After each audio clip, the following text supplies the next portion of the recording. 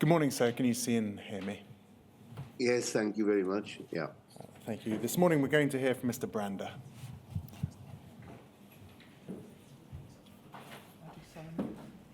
I do solemnly, sincerely and truly, declare and affirm that the evidence I shall give shall be the truth, the whole truth, and nothing but the truth. Okay, thank you. Thank you. Can you give your full name, please? Graham David Brander. Thank you, Mr. Brander. You should have in front of you a witness statement dated the 30th of October 2023. Is that correct? That's correct.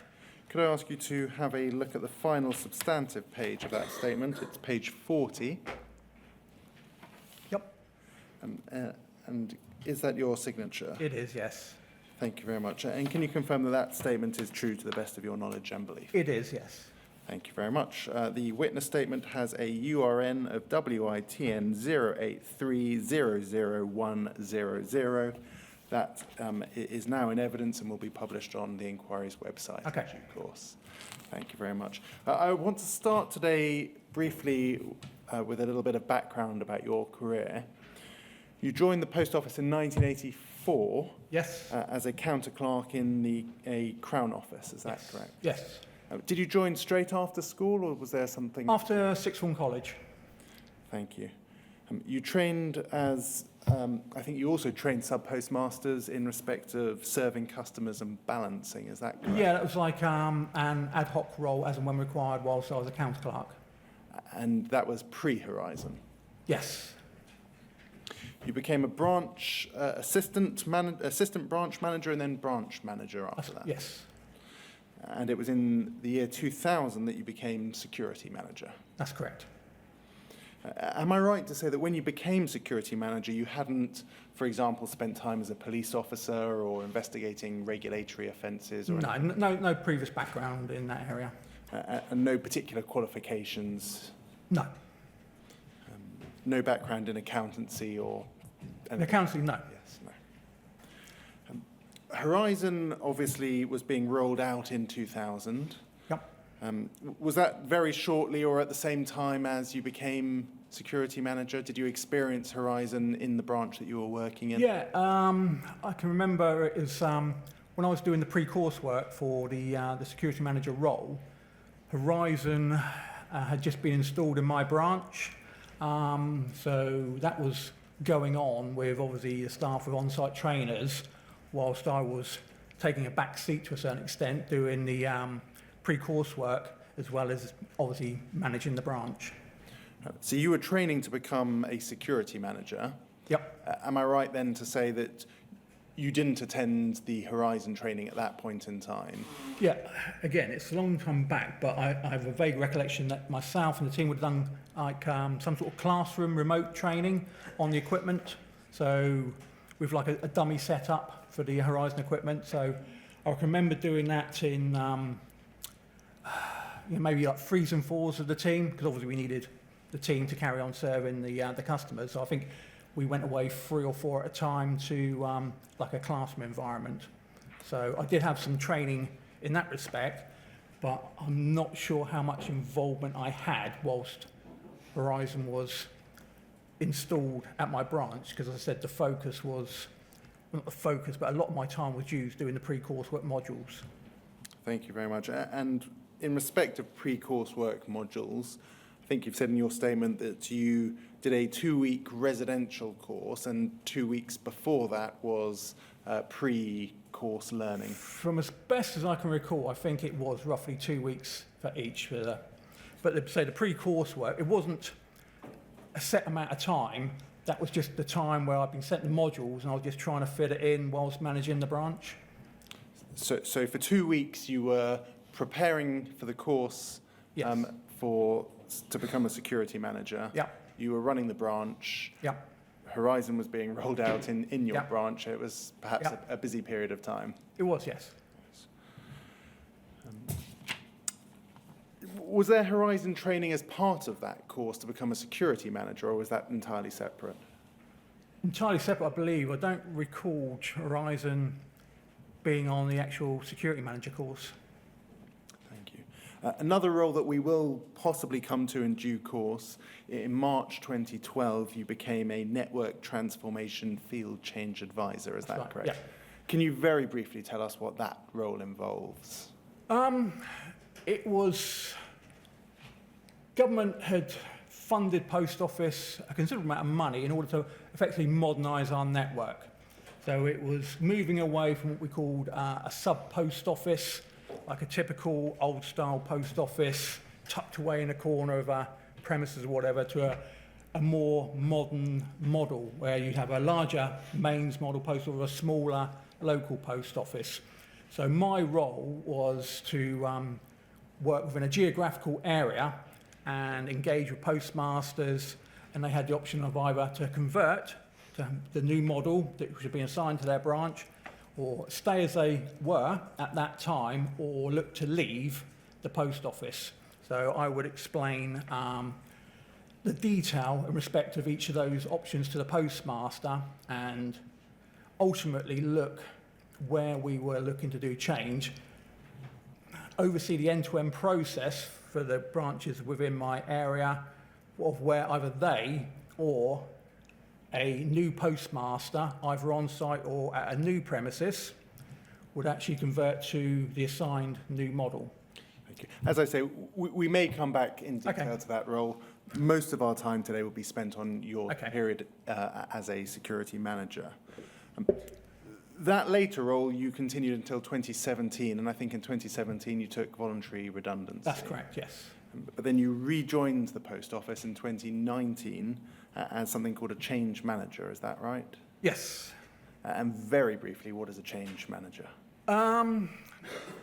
It's similar issues to the NTFCA role, but it's more sort of like business as usual.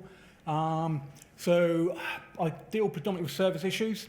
So if a branch closes for whatever reason, then subject to business need, I will look for a solution to either reopen some of the existing model, or it might be that we have like a part-time outreach service, or it might be something where we would operate a stop from one of our mobile vans.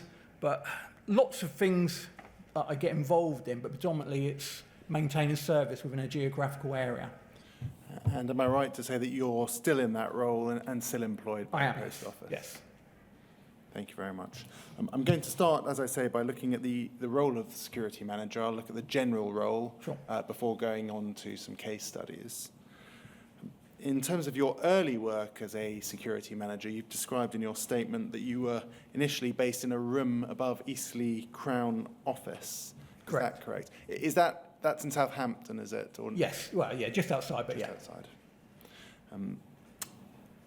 At the time, I think security managers were spread around the country. Is that correct? Most of us were. There were some that would be like at head office. You'd have a number of personnel, and a few locations would have X number. But certainly the team I was in, I'm just thinking, I think we're all individually spread across the geographical area, effectively sort of like working on our own. And I think you've said you were isolated to a certain extent. Can you assist us with what you meant by that? Well, obviously it's a very steep learning curve, and then you come off the course, and then I'm in an office above a Crown office, and obviously I've got colleagues. At that time, it's a southwest area, so from like the Southampton area, it went down to Devon and Cornwall. I think we even had South Wales or whatever. So isolated in so much as all my colleagues were spread far and wide. There was no one in the office working with me that I could say, oh, how do I do this? It was a case of pick the phone up, or whenever I attended a colleague's office or team leader's office, or they come to my office to support me in whatever area. Thank you very much. I'm going to say something on behalf of the stenographer who hasn't yet complained, but could I just ask if it's possible to speak slightly slower? I apologise. Thank you very much. Your early work, I think you've said, was involved in things like robbery cases. Is that correct? I can't remember. It fluctuated between either dealing with purely with criminal investigations or purely with physical security, and also what we call multi-skilled, when it be a combination of the both.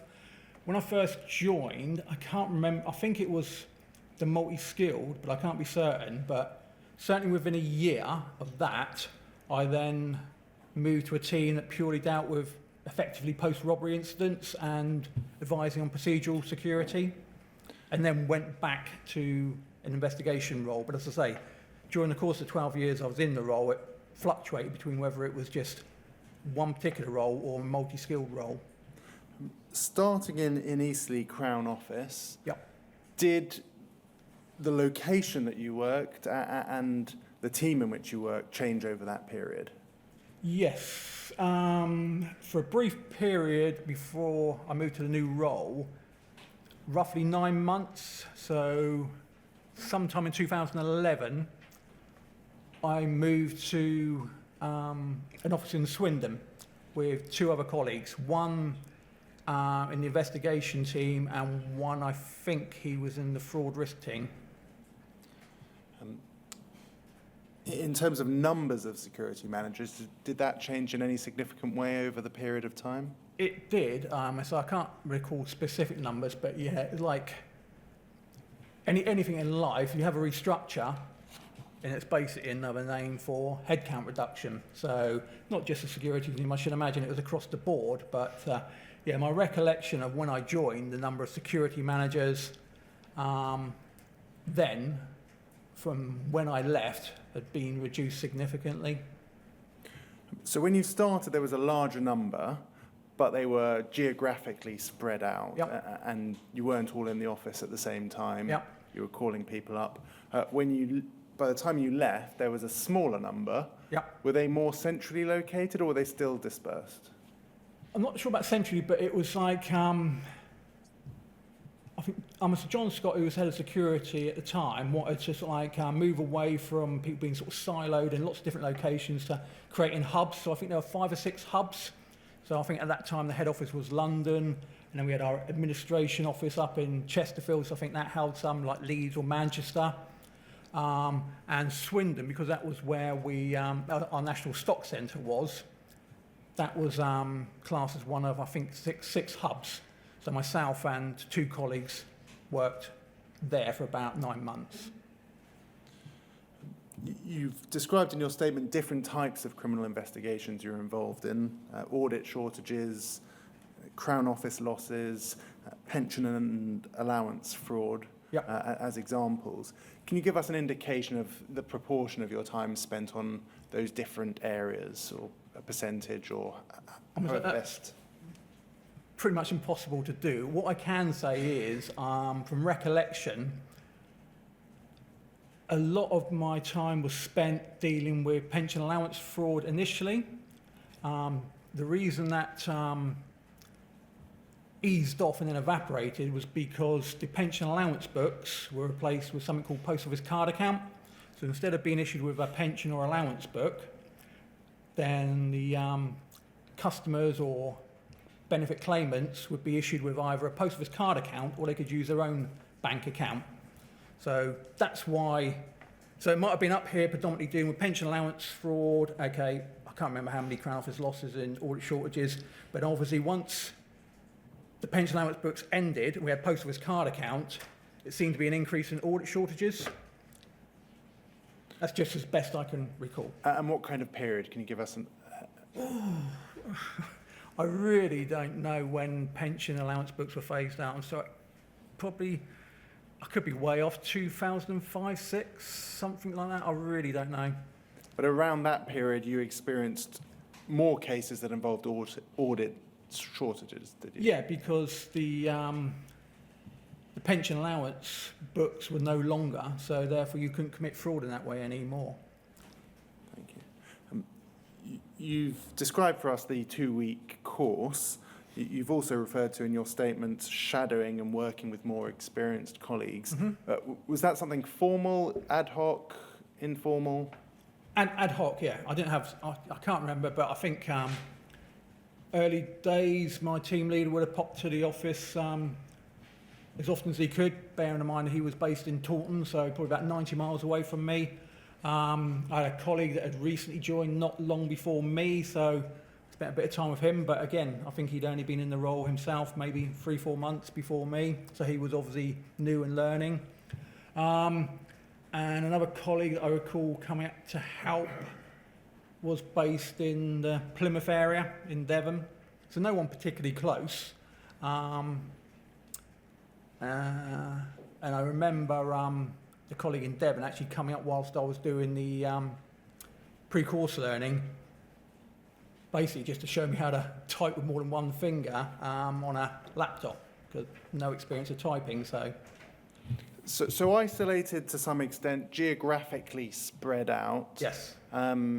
Ad hoc shadowing or Yes. learning from colleagues, but that could include something as simple as learning how to type with 2 hands. Well, even one finger at the time, yes. I wouldn't More have than had one I finger. wouldn't- I didn't even, in 2000, I wouldn't even had a computer or a laptop. Was there anybody in particular who assisted you? I think probably the two that I assisted most was probably Gary Thomas, who was the nearest to me. I think he had an office in Poole, so about 30 miles away, but he was new to role. And Jeff Hall was my team manager at the time, so Jeff would come up as often as he could, or I would go to Jeff's office in Taunton. But as I say, I can't remember how often that was. But again, it's I certainly think I can vaguely recall 2 occasions where I sat in on an interview as a witness. Who were your team leaders? At the time was Jeff Hall. Jeff Hall. Yeah. Thank you. And was that throughout the 12-year period? Oh no, it might have been 5, 6, 7 or more. So, do you want all the names that I can remember? Absolutely. Okay, so Jeff Hall was team leader at one stage. When I moved in physical security, that was, I think, Steve Rigby. Come back, and I think it was then Tony Utting, and that was in the South East team. I think I went back to Jeff Hall. I had Dave Posnett. I think I had Jed Harbinson for a time, and ended with Jason Collins, and also in the middle somewhere I had Paul Whitaker. They're the ones that I can remember, so quite a few. Thank you. In the 2-week residential training, the pre-learning or the shadowing, to what extent were you trained on things like the law? Well, the ones that I can remember, which I put in the statement, I can remember the Theft Act, and I think the reason I remember that, I seem to recall numbers better than I can recall detail, and I seem to recall that the Theft Act was the Theft Act 1968 and 1978. I might have got that wrong, but I tend to remember numbers, so I think that's possible I remember that. Obviously, the Police and Criminal Evidence Act Codes of Practice. I don't recall training on the Act itself, although it might have been, but it's certainly the Codes of Practice we were trained on. There was a fair bit of it. I'm going to say there's like a box like that of various modules. Maybe a dozen or so booklets. So there was quite a bit we did. I think RIPA, Regulation into Investigatory Powers Act, if I got that right. I think that was covered. And that was during the 2-week training. Yes. Were there regular updates, regular training that was provided to you on the job, or? There possibly was. The only training that I can remember after that course was there was, I think it was called a cognitive interview course, and it was supposed to be similar to the way that police conducted interviews. I can't remember when that was, but I remember having training on that type of interview. Other than that, there was no like refresher training or whatever that I can recall. I say it was just learning on the job from colleagues and team leader. Thank you. I'm going to ask you now about the role and your day-to-day work. You were involved, you've said in the interview, of suspects and production of various reports. Yep. We're going to come to see investigation reports. Are there other types of reports that you were involved in producing? Well, you do the original investigation report, and there might be like further reports with further inquiries conducted to the criminal law team. There would also be at the same time of what I think would be referred to as like the legal report, the initial legal report. There'd be a discipline report, which would be almost identical to the legal report. And in fact, we will see in due course two different reports that are very similar, Yeah. but slightly different, and maybe one is a day after the other or something along those lines. Can you assist us with why that might be? So what's I So think the legal report and the discipline report, for example, often they're similar but not Yeah. the same, yeah. and sometimes they're produced on sequential days or something like that. Yeah. Can you assist us with why that might be? Yeah, so from memory, it would be you would type up the legal report, and then basically it would be the same report that you'd use for the discipline, but you would remove things to like all reference to exhibits, because you wouldn't be sending a case file to the discipline decision maker, which generally was the contracts manager. So I was other than. I think there might have been a period of time when there was a section at the end for failings in procedure or whatever. I think at the time that was also in the discipline report, but that might have been removed towards the end of my role from memory. But I think just referencing anything that was in any appendices that would go in the case file, that was removed from the discipline report, I think. And obviously at the end of the report, it would say something along the lines of, these papers are now submitted for advice on the sufficiency of evidence to the criminal law team, whereas I think I'd word it to the discipline manager, the case file is being sent up to the criminal law team for advice. So slightly worded different, but I think from memory it is removing references to appendices. Thank you. You've described in your statement preparing various things along the way for the criminal prosecution and investigation. At paragraph 34 of your statement, you say as follows. You say, prior to an interview under caution, and if the suspect had legal representation, I would disclose to the solicitor details of the suspected offence and any documents that I would be producing. We'll come to see those kinds of documents, the interview transcript, etc., in due course. But can you assist me with the qualification there, and if the suspect had legal representation? Would you provide more to somebody if they were legally represented? Yes, if they hadn't asked for a solicitor, then I don't believe that we would have disclosed anything other than during the course of the interview. So no advance disclosure to somebody that wasn't legally represented. And did you have any guidance in that respect or training in that respect? No, I think it was just a case that if there was a solicitor present, then they would ask for disclosure. So you would disclose details of the suspected criminal offence, and and a bit of detail around how the post office operates, and then any documentation that you intended to show during the course of the interview. So if it was requested, that kind of information would be provided, Yes. but there wasn't some sort of procedure whereby, in respect of all interviews, for example, a minimum level of documentation was provided? No, I can't remember what guidance there was on it, but it would be, before the interview, we would know what documentation that we were likely to be showing during the interview. So that's what we would show to the solicitor, and whether they wanted to take copies before we started the interview. So yeah, that's just how I can recall it doing. I can't remember what guidance governed that or what training governed that, but that's what we would have done. Thank you. You prepared a case file for the criminal law team. How is it that you would know what to provide the criminal law team with? From just being shown by colleagues, team leader, whatever. So I can't remember the first case file that I would have submitted, but I would have been shown. So anything I didn't know, I would be asking, whether it's somebody's at my office or I picked the phone up or I've gone to their office, but it would have been, I think, show me what I need to do. And is it the same in respect of a committal file, for example, that you would have learned on the job from colleagues what to include in that kind of a file? Yeah, I can't remember what the first case was for my committal bundle, but I do remember sat in my office, again vaguely, and thinking, what do I do? So I know that my team leader and colleagues came up and assisted, and then over a period of days, the committal bundle was prepared and produced.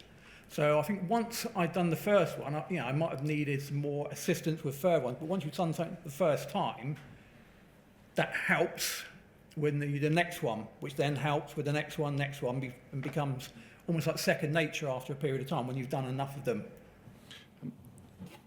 Can I just take you to your statement? It's WITN 083000100, and it's page 9. Thanks. It'll come up on screen. So as part of your preparation for drafting the witness statement, we drew to your attention a number of different policy documents over the years. If we scroll down, we can see some of those. So things like investigations, procedures, policy, etc. And then if we look at paragraph 38, so that's over the page, you've said this. You said, I have no recollection of any of the documents listed above. It may be that I had previously seen some or all these documents, but I have no recollection. I would have thought that policy documents would have been stored in some sort of database in which someone could access if required. Am I right to understand from the evidence you've just given and this here that really much of your work was about learning on the job and copying what your team leader and others showed you rather than actually referring to specific policies? I believe so. There may have been some policies shown on the induction training. I may have been referred to them. Initially, I honestly can't recall.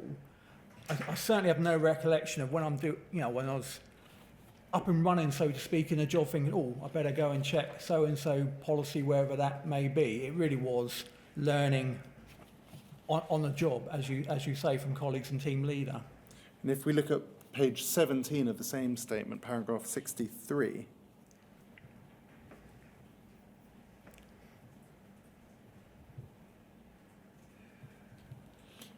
you say in the last sentence of that paragraph, you say, as best as I can recall, following my induction training, knowledge and experience was gained through shadowing and working with more experienced colleagues, including support from the team leader. So again, is that much of the same, that in reality, these policies may have been available somewhere you can't recall, Sure. But in reality, it was learning on the job? Yes. Can we also look, please, at paragraph 102 on page 29?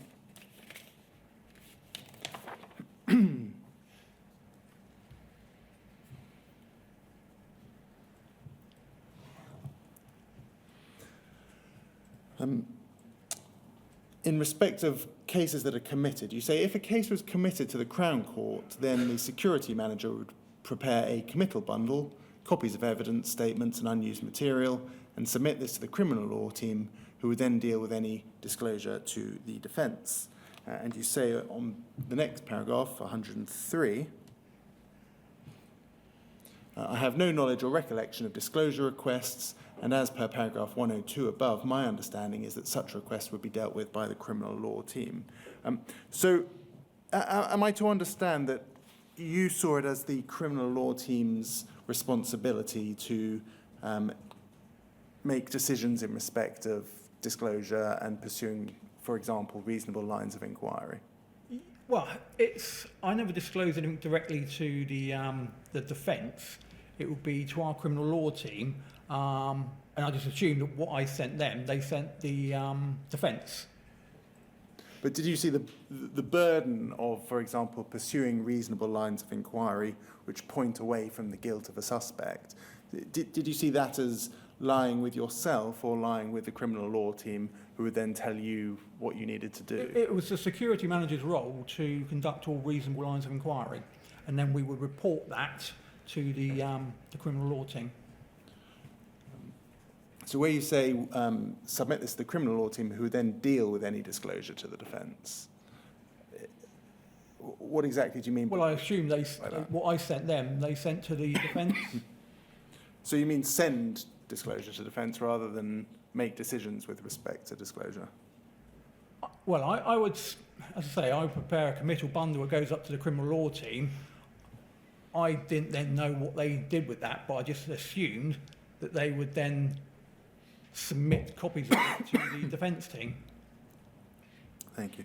That can come down, thank you. Were there any reviews carried out while you were carrying out this job?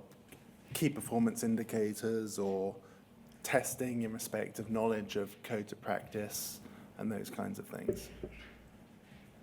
Not that I can recall, no. I want to move on to the relationship with the audit team. Yep. And it's paragraph 45 of your witness statement, and perhaps that can be brought up on the screen. That is page 12.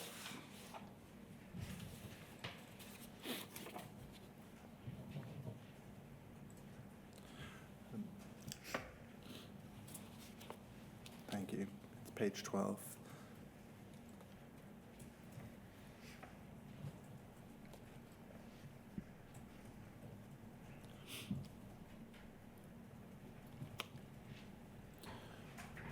Thank you. Paragraph 45, you describe two situations where security managers would attend a post office with auditors.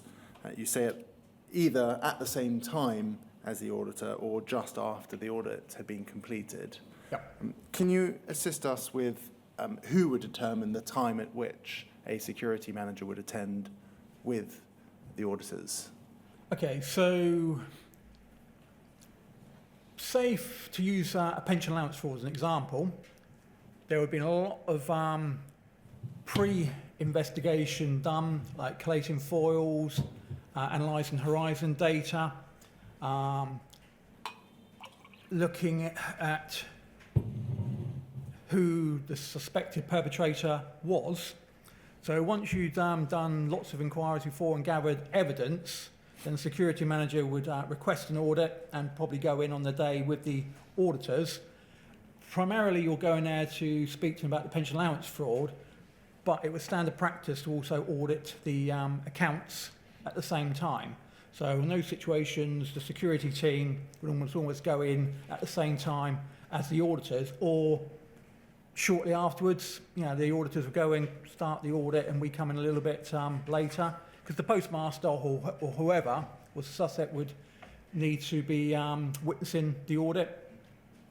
So that would be an example of when we've gone in before. There could have been concerns that there may be issues at a branch, a potential deficit in the accounts, and there might be occasions whereby the security team would go out at the same time as the audit team or shortly afterwards. Or there might be situations whereby we would go out later in the day if the audit team had gone in, a case that the security team weren't aware of, which had just been a routine audit, and a significant shortfall was identified. In those situations, it might be that the team leader would assign the case and ask members of the team to go out on that day, or it could well be that an audit shortage was identified and we'd look to conduct an interview sometime later. So there's a variety of different circumstances where a variety of different things might happen. Yeah. Was there any guidance as to when security managers should or shouldn't attend with auditors? Again, I think it's just through learning how these cases were dealt with as part of the on-the-job training And learning. thinking about it, about an auditor turning up to establish whether or not there is something improper going on. Do you think it is appropriate for a security manager who isn't in fact carrying out an audit to be attending at the same time as the auditor? As I say, I think most of the time in those cases we turned up maybe a couple of hours after the audit had started, so roughly nearing when the audit was being completed. Because if we went there, we would turn up, show our ID, explain the nature of why we were there, and literally not have any involvement with the postmaster until the audit had been completed. And why were you there, though? If the audit was to be a fair audit, which had reached no conclusions prior to the audit, Yeah. what would the need be for a security manager to attend? As I say, the prime example is I was given was like pension allowance fraud. Then obviously we wouldn't. That's why we were there, to speak to that person about pension allowance fraud. The actual audit in that situation was really a case of we also need to check the status of the accounts. We weren't necessarily expecting there to be a shortfall in the accounts, but they needed to be checked and verified anyhow. So in a pension allowance case, was the audit in fact there to gather evidence to support the case rather than to... No, it was just because we needed to check the status of the accounts. So it was... But can we read into it the fact that a security manager attends and wants to speak to somebody, that in fact there was an investigation ongoing and that action was likely to be taken? Yeah, if we were going out for a pension allowance fraud, then absolutely we would be looking to interview. It might be that we've identified fraud, but at that stage we don't know who the perpetrator is, or it might be that we've identified fraud and through accessing Horizon data, we've identified a suspect. How about a shortfall in accounts case? So what would the purpose be of a security manager attending with the auditors where a shortfall has been reported and the auditors are looking into that? As I said, I'm not sure how often that happened when there was...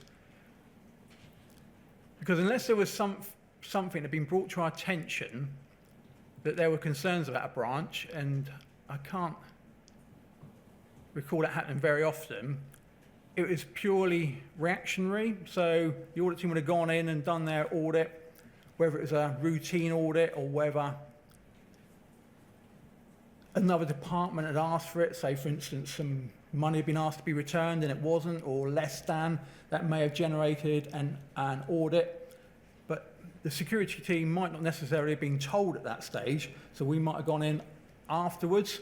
Absolutely. I'm just... But when you did go in, if you did go in at the same time, if you attended at the same time as the auditors in a shortfall case, what could have been the reason for that? I'm just trying to remember a case where I did go in at the same time as the auditors for a shortfall case. I can't recall. Can you see downsides to that? Sorry? Can you see any downsides or disadvantage in that happening?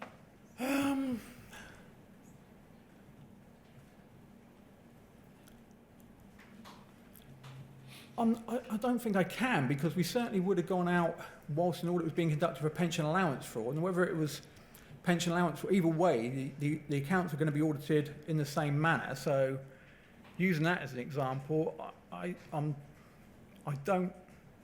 certainly can't recall any issue with the security managers going out at the same time, because if there was, then we wouldn't have done it. If we'd have known that there was an issue, or somebody else more senior said, why are you doing that? That was just the process and the guidance that we were given. When you say guidance, not written guidance, just my learning, yeah, from like learning how to do the job. So, can you see, for example, how it may have been intimidating to a sub-postmaster to have an auditor and a security manager attend? Oh, absolutely. I mean, so whenever, whether there's an audit going on or not, say for instance, if you go into a Crown office, I don't doubt for 1 minute it was intimidating when the security team turned up, whether you've done anything wrong or not. In my opinion, we were just normal people that just come from Council Arts branch managers, but for somebody else, they didn't know who we were, and I think there was a perception of, oh, blah, blah, oh God, it's a security team turned up or whatever. So yeah, I'm absolutely certain that would have been intimidating, and likewise, if there's an audit going on as well, you're being audited and then the security turned up. So yeah, I'm sure that was potentially intimidating for somebody. Moving on to the interview, using a audit shortage case as an example, you've said that if it was decided there needed to be an interview, the suspect would be cautioned and their legal rights would be explained. We'll come and have a look at the records of interview. I think you've described a CS001 form, later a GS001 form. Yeah, as I say, I remember numbers. Can you assist us with what those forms are at all? Yeah, the CS001 or GS001 was the legal rights form. The 03 or 003 was the post office friend form. And I think there was an 005, which was a search record. And is that essentially a tick box to confirm to yourself that you had informed, for example, the suspect of their rights? Not so much a tick box. I'm going to say there'd be quite a bit of text on the form that explains the legal rights, things like you're not under arrest, you're free to leave at any time, you can ask for a solicitor now, you can change your mind. If you don't want a solicitor now, you can have one later on. So there's quite a lot of detail, and there were questions to be read out to the person being interviewed, and they would be asked to sign and date against their answer, i.e., do you require a solicitor at this time? Yes, sign against that line. No, sign against that line. And then you say you can change your mind at any time. And I think it mentioned also the fact that the interview was conducted in accordance with the Police and Criminal Evidence Act 1984 Codes of Practice. And from memory, we used to have a copy of that booklet, usually just popped it on top of the tape machine, if anyone wished to refer to that during the course of the interview. You said in your statement that for voluntary interviews, the suspect could have a post office friend present. Yes. Can I just clarify, were all of the interviews that you carried out voluntary interviews, or did you see them as voluntary interviews? No, because there'd be times when the police were asked to assist and they'd be arrested. And once they had been arrested, it was not a voluntary interview, but you were still carrying out, the post office were still carrying out those interviews? Or was it? Yes, we would still conduct the interview, and obviously the same legal rights would apply, but in my experience, custody sergeant wouldn't permit a post office friend, only a solicitor to attend. And do you know why that was? No idea. In terms of the post office friend, we've seen in some places somebody from the National Federation of Sub-Postmasters would attend. Would there be other federations and unions who would attend, and other people? It could be anyone who worked for the business that wasn't directly involved in the inquiry. So, for instance, it couldn't be a member of staff who could potentially, either at that time or subsequently, become a witness or suspect themselves. Sometimes we might have allowed a family member. Obviously, they didn't work for the post office, but we may have allowed that. But typically, it was somebody maybe from another office, another postmaster, or if it's a Crown office, somebody from another Crown office. But typically, if they had a friend, it usually was somebody from the National Federation of Sub-Postmasters from memory. In terms of a search of the premises, sorry, that can come down. You had a power to conduct searches of premises, homes and vehicles, you've said in your statement. Correct, on a voluntary basis. Absolutely. So what would happen if a sub-postmaster didn't allow you to? Did you have any powers in that respect? Or? No, if they didn't agree to it and didn't sign the form to agree to it, we wouldn't do it. And again, it would be made clear on the form that they could ask for the search to stop at any time. Paragraph 55 of your witness statement, you say, in some cases the police were asked to assist, particularly for certain cases where searches were deemed essential to obtain and preserve evidence. In those situations, any suspect would be arrested and searches conducted by the police under the relevant sections of the Police and Criminal Evidence Act. Are we to read into that the police searches were carried out under the Police and Criminal Evidence Act. Yep. But your searches weren't governed by those codes. Yeah, we still adhere to the codes, but it'd be on a voluntary basis. We're going to now come to the decision to prosecute. There comes a time after all of those steps where that decision is taken. You've said at your statement at paragraph 58 that the decision to prosecute would be made by a senior security manager. Yes, as far as I can recall, yes. Perhaps we can go to that, actually. It's page 15 of the witness statement.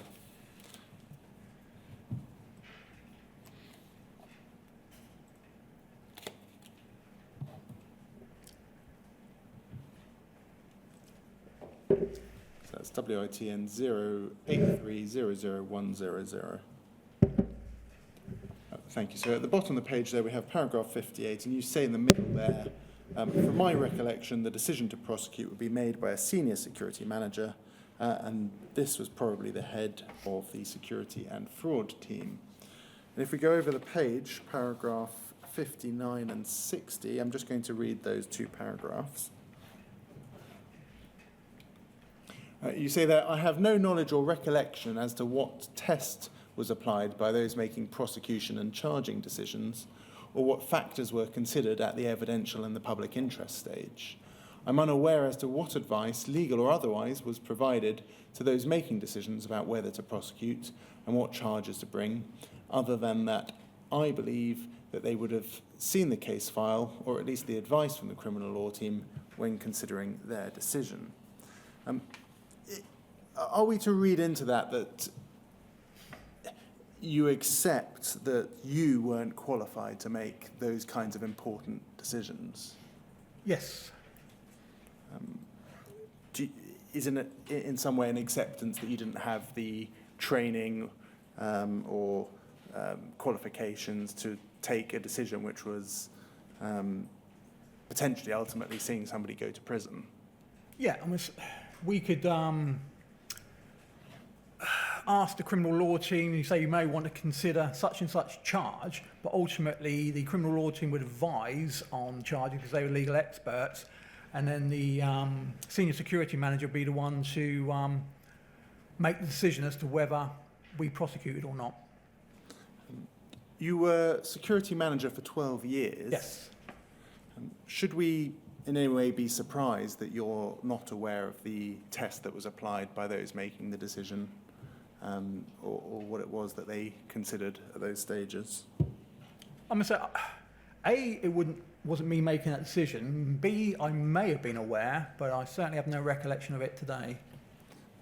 Having worked in that role for quite a significant period of time, is it just that somebody at your level didn't really get involved in those kinds of things, or what are we to read into the fact that you don't have any recollection as to the test to be applied? I mean, so I'm not even sure. I even recall there being a test. It was like criminal law team advised on charges, and then the senior security manager would look at everything, weigh it all up, and then they would make the decision. But I don't know what test there was, or what guidance or training they had to make that decision, because it wasn't something that I ever did. I'm going to look at an investigation report as an example. It's a case study that we're going to come back to. Could we look at poll 0004676, please?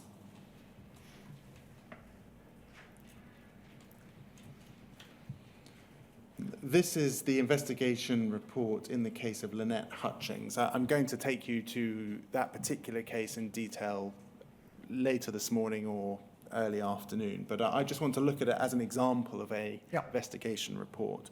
So this is a report I think that you completed. If we look at the final page.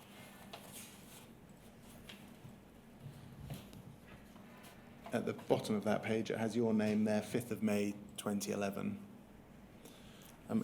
If we go back to the first page, please, we see there designated prosecution authority, Dave Pardo, Senior Security Manager, Operations.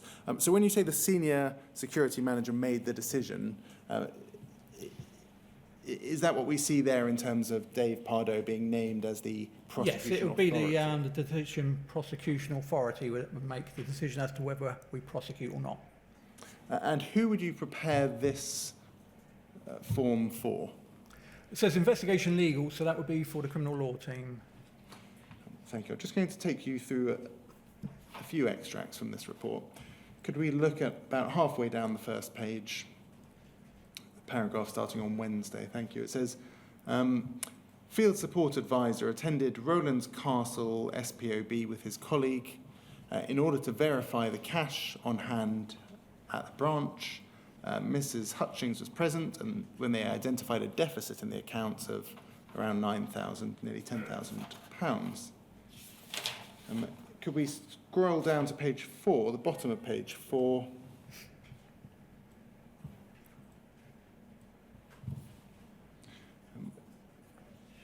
We have there, it says, on Friday the 15th of April, I was contacted by Izzy Hogg, solicitor, who was representing Mrs. Hutchings.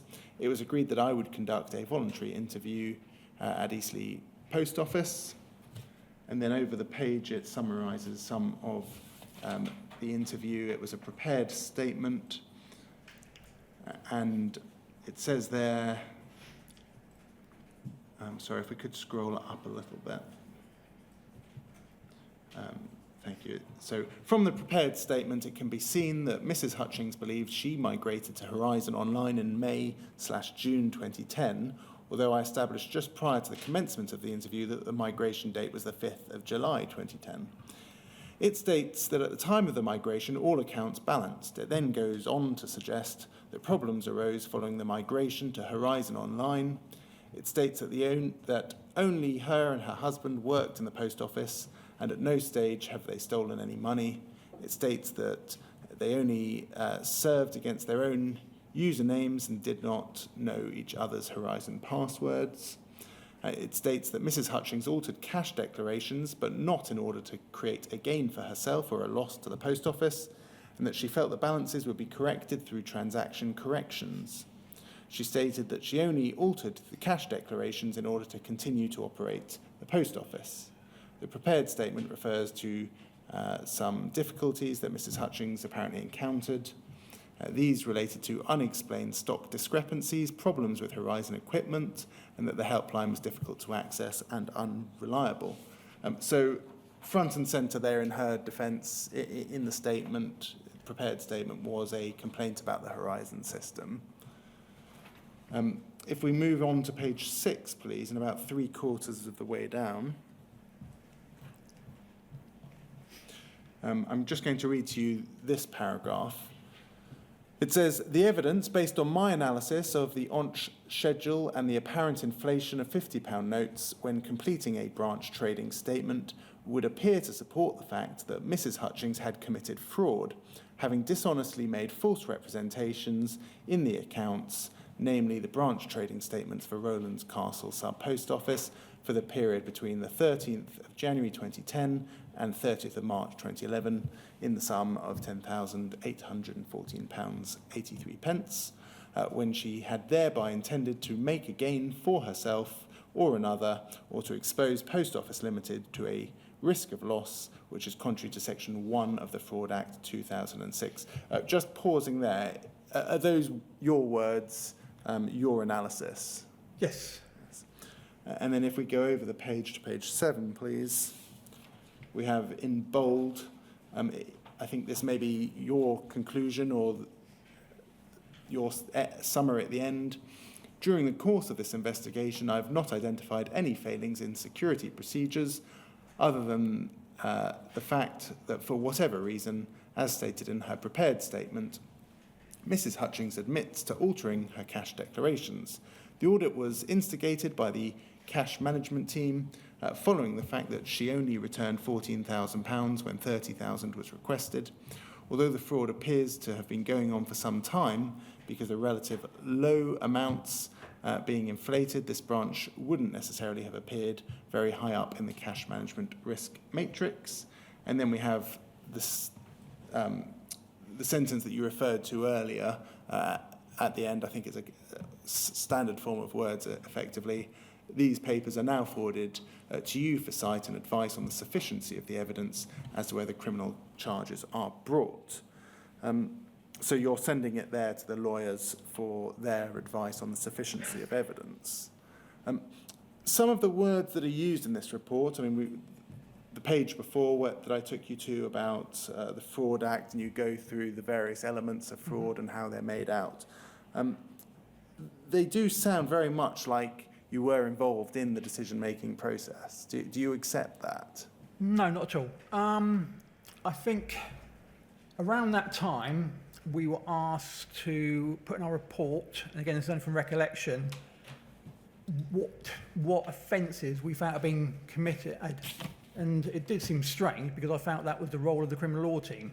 So if you look back at earlier investigations and certainly earlier reports, you will get that standard bit at the end. It was only, I can only recall it sort of like nearing the end of when I was in the security team for a period that we were asked to not stipulate, but suggest what offence may have been committed in more detail than other than just saying these case papers are submitted for your advice on the evidence. So obviously I would have been, there must have been something. I'm not a lawyer, so there must have been something to have directed me to that. So I would have just pretty much copied that word for word from the relevant section I've been directed to from the Fraud Act. So if we turn to page 6 and the penultimate paragraph, is this the paragraph you mean, where you go through effectively some elements from section 1 of the Fraud Act, and you say, based on my analysis, would appear to support the fact that Mrs. Hutchins had committed fraud? Yeah, that wasn't typical, but again, when I don't remember the case at all. When I'm reading through this, I seem to have a vague recollection that round about that time we were being asked to suggest what offence we believe had been committed, which seemed a bit odd because that was the criminal law team's role. There would have been no other reason for me to have gone and found this detail from the Fraud Act unless I'd been instructed to do so. It would have been the standard paper submitted, please advise on sufficiency of evidence. Because, as you say, you hadn't received any real training in the criminal law. No, we would obviously been made aware of the Fraud Act, and obviously I was sent a copy of it or directed to a copy of it, and I dare say I read it at the time, but I'm not a lawyer, so I wouldn't have had a knowledge of it, so I'm sure there was some direction at that time for certainly a brief period of time where we were being asked to suggest what offence had been committed. You had a 2-week residential course plus some ad hoc shadowing, for example. Yeah, so obviously by that time I've got 11 years experience under my belt. And did you feel yourself qualified to analyse something and come to a decision in respect of Mrs. Hutchins having committed fraud? I think I'd be qualified to suggest that what had happened appeared to be fraud, but the detail was put down there as to what part of the act it related to. I would have had to been directed to that. But I think I can safely say, yes, in my analysis, it appears that fraud has been committed. Previously, before the Fraud Act was introduced, I would have probably said it would appear that false accounting had been conducted. Going back to your witness statement where you say, paragraph 58, from my recollection, the decision to prosecute would be made by a senior security manager, and this was probably the head of the security fraud team. It looks very much, at least in this period, and you've been very clear to say that it was just in this period, that you are doing more than just providing a report to the criminal law team. You are a security manager who is carrying out quasi-legal analysis there. We always conduct analysis, so we would analyse the evidence that we've identified. You say it's particular to this period in time. What period in time was it that you were asked I honestly can't remember, but it always was that, as I said, paper submitted, please advise on sufficiency of evidence, but it's only through reading through this report that I received as part of the inquiry, because I looked at that and thought, why on earth am I putting that in there? And as we were like racking my brains and recollecting, I seem to recall that around about that time we were asked to suggest a charge. That's my recollection. No doubt there's other reports that would have been submitted around that time. So if no one else is doing that, I don't know where I got it from, but you'd be able to see from other reports around that time whether fellow security managers were doing something similar. So you say around that time, that's May 2011. Do you mean in May 2011? Do you mean in 2011? Do you mean in... I honestly can't remember. As I say, until I read the report, I can't remember the case at all. Would you expect it to be quite isolated, that kind of example where you're providing that kind of analysis? I don't think it was isolated. Obviously, things chop and change over a period of time, and at that time, I think there was a direction. How far before I wrote this report, that was the direction. How long afterwards that was direction, I don't know. Whether that was still in force when I left in 2012, and for how long that stayed there, I honestly don't know. But it was certainly something, through my main recollection, for the bulk of the time I was a security manager, I don't recall doing anything other than, here's the papers, please advise. So is it your evidence that in terms of decision to proceed or not proceed, that wasn't for you? No, I'm just suggesting what offence may have been committed. So instead of saying it appears that they've committed fraud, we were instructed to sort out the fraud, because obviously there's the Fraud Act, like any piece of legislation, can be a fairly big document. So it's basically being asked what section of the Fraud Act it relates to. But again, that should really be for the criminal law team. You say you were instructed. Who were you instructed by? I honestly don't know. Would it have been somebody in the security team, somebody in the criminal Oh, absolutely. law team? It would have been a direction from within the security team, yeah. And in 2011, who was the head of the security team?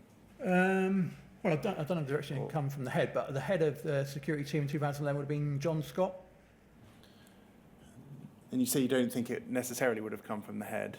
Well, no, John Scott was the overall head of security. Then you would have, I think at that time, based on that report, Dave Pardo as the head of the fraud strand. But we also had other departments. We also had financial investigation team as well. There was casework team. So we had fraud risk team, crime risk team. So there was lots of different functions within the security team. So That kind of an instruction to analyse something in a quasi-legal kind of analysis, where would that have come from? no, I don't think the instruction was to analyse. That's something we would always do. I think the instruction, from recollection, was to expand on what offence we felt had been committed. But you can't remember where that instruction came from? No. And I'm sure it was fairly recent, recent in terms of towards the end of my tenure as a security manager. So 2011, 2010? What's recent? I'm just trying to understand. I don't want to give you a year because I honestly don't know. Can you see how that kind of analysis might have carried weight with those who were making the ultimate decision? But as I say, the analysis is the analysis. Whether I put the bit in about the specific part of the Fraud Act, the analysis, we're always going to do analysis. So basically, I'm the ONCH, which stands for Overnight Cash Holdings. I'm looking at the actual declarations being made, so I'm analysing that. Whether it's in the same paragraph as making reference to a particular piece of the Fraud Act, the security managers are always going to conduct analysis of the evidence. So you were analysing the evidence, but am I right to say that you didn't give the instruction as to whether to proceed or not to proceed? No, that's to say that would be for the prosecution decision authority. And was that very clear, that delineation? Sorry, say again? Was that delineation very clear? Yes, absolutely. I mean, so it's on the actual offender report for the entirety that I was a security manager. I believe that it was a prosecution decision authority, so you actually had to name who that person was. Can we look at UKGI 000143355, please?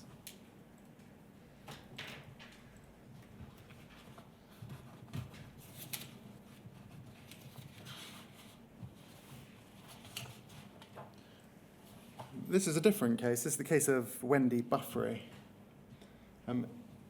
We're now May 2010, so the previous year. This is a document. Could we have a look at the final page, please? Page 3. Thank you. So this is a document that you have written. Is this an investigation report, or is this is a response to a memo? I think if we look at page. I don't know. Can you scroll back to the top, please? Absolutely. Yeah, so this will be a further to report. Further to two reports. So you'd draft an investigation report. There'd be some questions from the criminal law team, and then you'd write what's referred to as a further to report. Yes, this is me responding to the memo they sent following my initial report. Thank you. So it says there, further to your memo dated the 23rd of April 2010, I now make the following points. Number one, I've discussed the proposal of solely accepting a plea to fraud of £5,000 with Mr. Paul Southend, financial investigator, and we are both in agreement that this is unacceptable. Our joint opinion is that the fraud charge should remain at £26,000, which may or may not include a separate further charge for the £5,000 remittance deficit. And then you respond to various things that are said in the defence statement. That looks very much like you are having a view as to whether to proceed or not to proceed, and playing a part in that decision. I'm relaying the opinion of myself and Paul Southern, who was the financial investigator. Yes. But, I mean, that's doing very much the kind of thing that you said you didn't do, isn't it? If we scroll up, we're both in agreement that accepting a certain plea is unacceptable. Isn't that getting involved in the decision-making process? It's given an opinion. I mean, so you could. There's another case that I've been sent whereby I'm asked my opinion by counsel, and I say I agree with counsel, but ultimately Dave Pardoe would need to make the decision on the basis of the plea. So in this case, would it have definitely gone to Dave Pardoe? Every decision would have to be made by Dave Pardoe, is my understanding. Yeah, well, whoever was prosecution decision maker. In this respect, I don't know. Is it? Have we charged this? We must have charged at this stage. So yeah. So in this case, Dave Pardoe would have made the decision, and it looks like myself and Paul Southern are responding and giving our opinion on the 5,000. But ultimately, that would be. For the criminal law team, and whether it needed to go back to the prosecution decision authority, I don't know. Can you see how the security manager saying that he is in agreement with the financial investigator, that a certain plea is unacceptable, might well be seen as a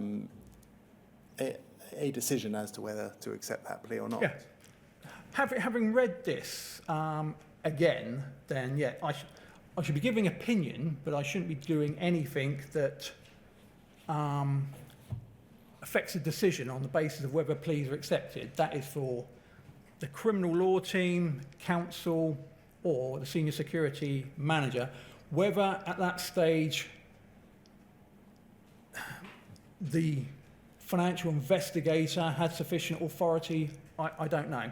But clearly we both, having spoken to Paul Southern, I'm reporting that our opinion is that we shouldn't be accepting that 5,000. And yeah, you're right, without going back in time and knowing what conversations were had or contact with Dave Pardoe, just on that basis, then yes, it should have gone back to Dave Pardoe to say, do you agree? So I accept that if that wasn't done. So reflecting on that particular case, is it your evidence that was inappropriate? So that was inappropriate. Well, again, it's difficult to know of all the conversations that may or may not have been had and going back in that time, but certainly I'm giving my opinion, and that of Paul Southern, that we don't believe that the 5,000 should be accepted. But I agree that those decisions ultimately should be made by the prosecution decision authority, and if I hadn't gone to whoever that was, I think I don't know if it was Dave Pardo, then yes, I hold myself, I should have done that, but I don't know whether I did or didn't. If we look at poll 00112329, that's actually the memo that this was sent in response to, so the memo of the 23rd of April 2010.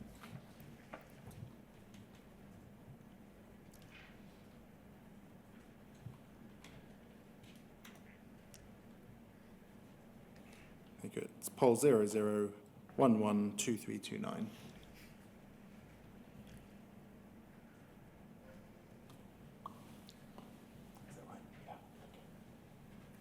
Sorry, it's quite a large document, so it'll take a few moments. Thank you. It's page 50 and 51. This is just a bundle of documents, so we can ignore the first page.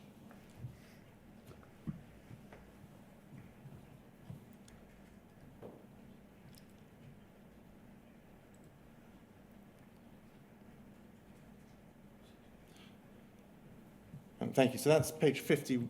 Thank you. That's page 50. So this is the original memo. It comes from Principal Lawyer of the Criminal Law Division. It's addressed to Post Office Security, and you're the only named individual on this particular memo. And if we scroll down and to over the page,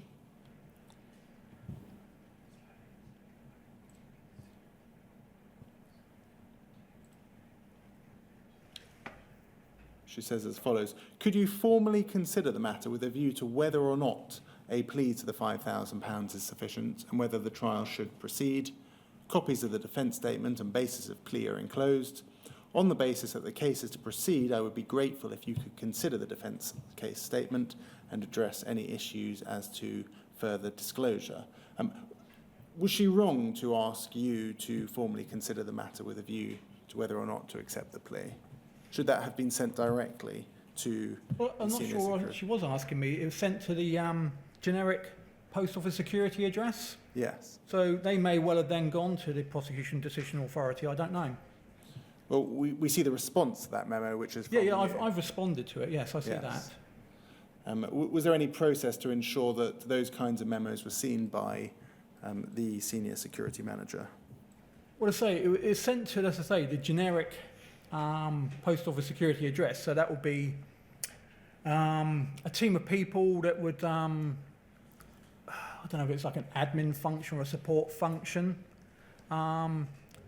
So whether that then got relayed to the Prosecution Decision Authority, I don't know. But if there's no correspondence from them, then I can only assume not. And they've just taken my opinion. So because I was copied in, I've obviously looked at that and seen that they're asking me for my opinion.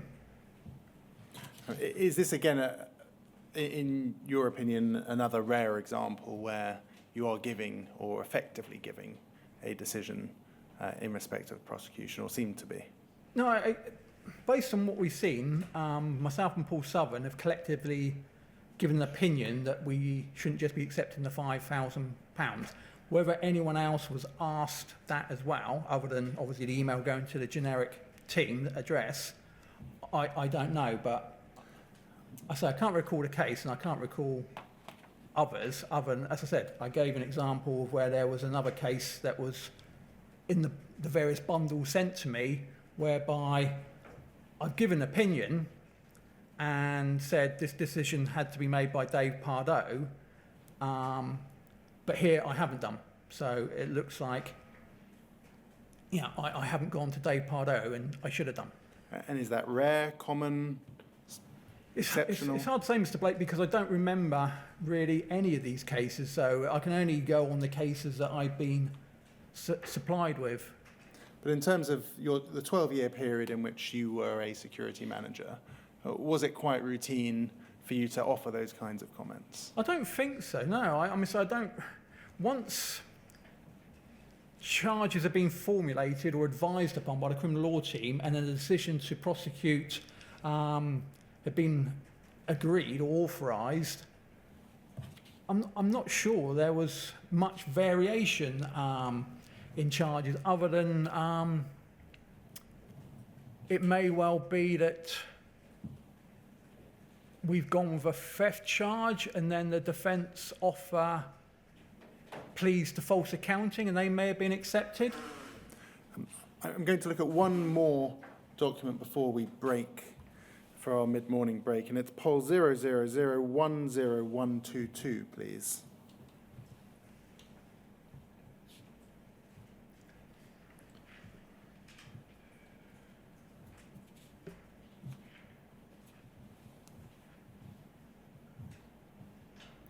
This is an altogether different case. Mrs. Gill, July 2010. This is correspondence from yourself to Mr. Jarnail Singh, senior lawyer. It's another further to memo. So Yep. Did you begin all your further to memos with the words further to? Okay. Is that right? Yeah. I mean, would you call this one of your further to memos? Yes, Yeah. yes. This is, as it suggests, they've sent me a memo, and I'm responding to their memo, and I've worded it further too. If we could go down halfway down the page, the fourth paragraph. You say in this case, there does appear to be some difficulty in proving at this stage that Mrs. Gill is the person who has stolen the money, although my belief is that she has. The difficulty being her no-comment response to the majority of questions put to her at interview and the possible implication that her now-deceased husband may have been responsible. Whether or not Mrs. Gill has stolen the money herself, it would seem apparent that she played a key role in concealing the deficit in this branch, namely by not processing lottery transactions and not amending her scratch card on hand figures. And then you say this, if we could scroll down. In view of the above, you may feel that fraud charges covering 6th of November 2008, date Mrs. Gill was previously reinstated, to the 19th of August 2009, date of audit, are more fitting than theft charges. And then you say you may feel it would be appropriate to formulate, etc. The you may feel formulation, that sounds, again, very much like it is, in effect, an instruction to the lawyer as to how you consider the case should be charged. It's not an instruction. I'm just saying that based on the evidence, it may be that they feel that that's more appropriate charge. And again, I'm just giving my opinion, which is what we were asked to do in the legal report. Did you feel sufficiently qualified to make that call? I mean, as I said, I'm not a lawyer, but back then I would have had like a working understanding of various forms of legislation. Today, I really can't answer.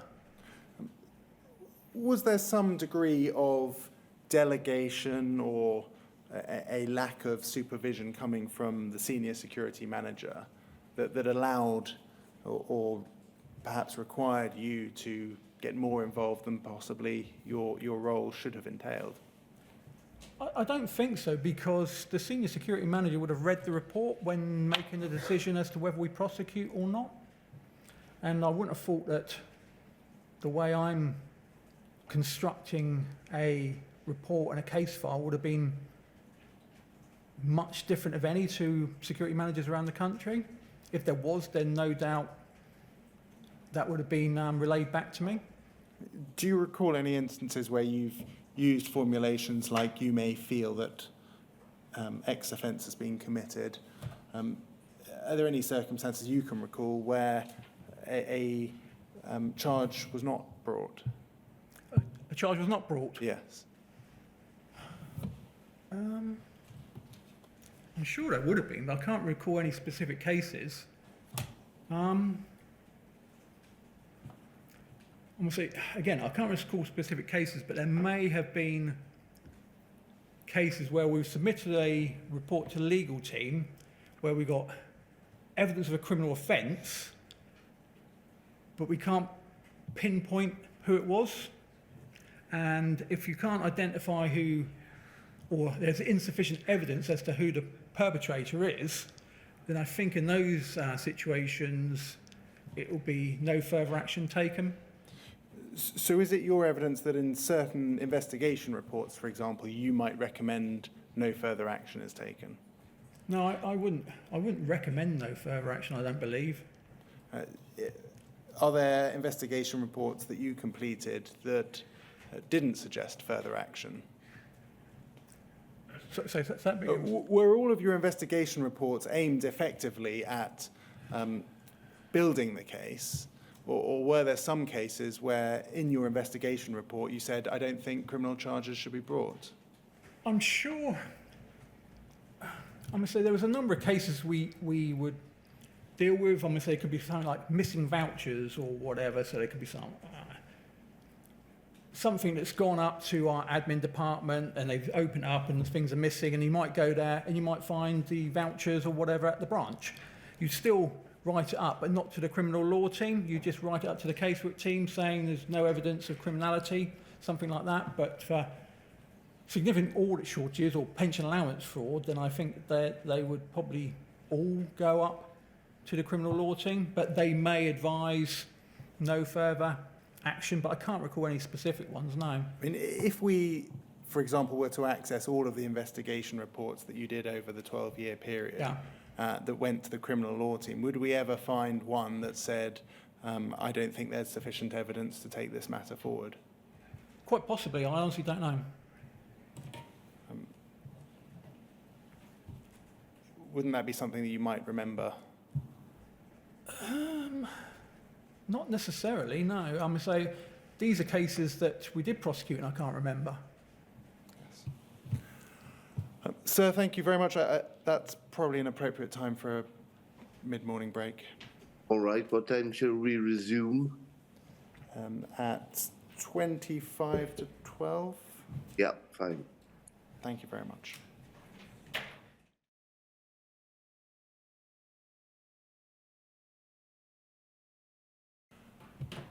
Thank you, Mr. Brander.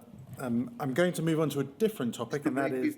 Before you start, can I just say that I'm due to take delivery of a new work computer at around about 12:45. So if I disappear literally for a few seconds from the screen, that's what's happening, all right? Thank you very much, sir. ARQ data and bugs, errors, and defects. Can you assist us with what you recall insofar as the process is concerned for obtaining ARQ data from Fujitsu? Yeah, so whether there was a form to fill in, I'm not sure, whether it's just an email, but it will go up to like an admin department. It might have been casework management team at a time. Looking at the documentation that I've been sent, it looked like it subsequently then went to the crime risk team, but ultimately the request would go in from the security manager to an admin function within security, who would then submit the request to Fujitsu. Do you recall any limitations on being able to obtain that data, whether it be number of reports, cost of reports, or anything along those lines? Yeah, absolutely. I believe an ARQ request covered a month's worth of data. So obviously one request, would be 1 month to 2 months and so forth. So there was quite tight restrictions on what we could order as per a standard request. If at any stage we went over that, it might roll on to the following month. Ultimately, there could be a cost.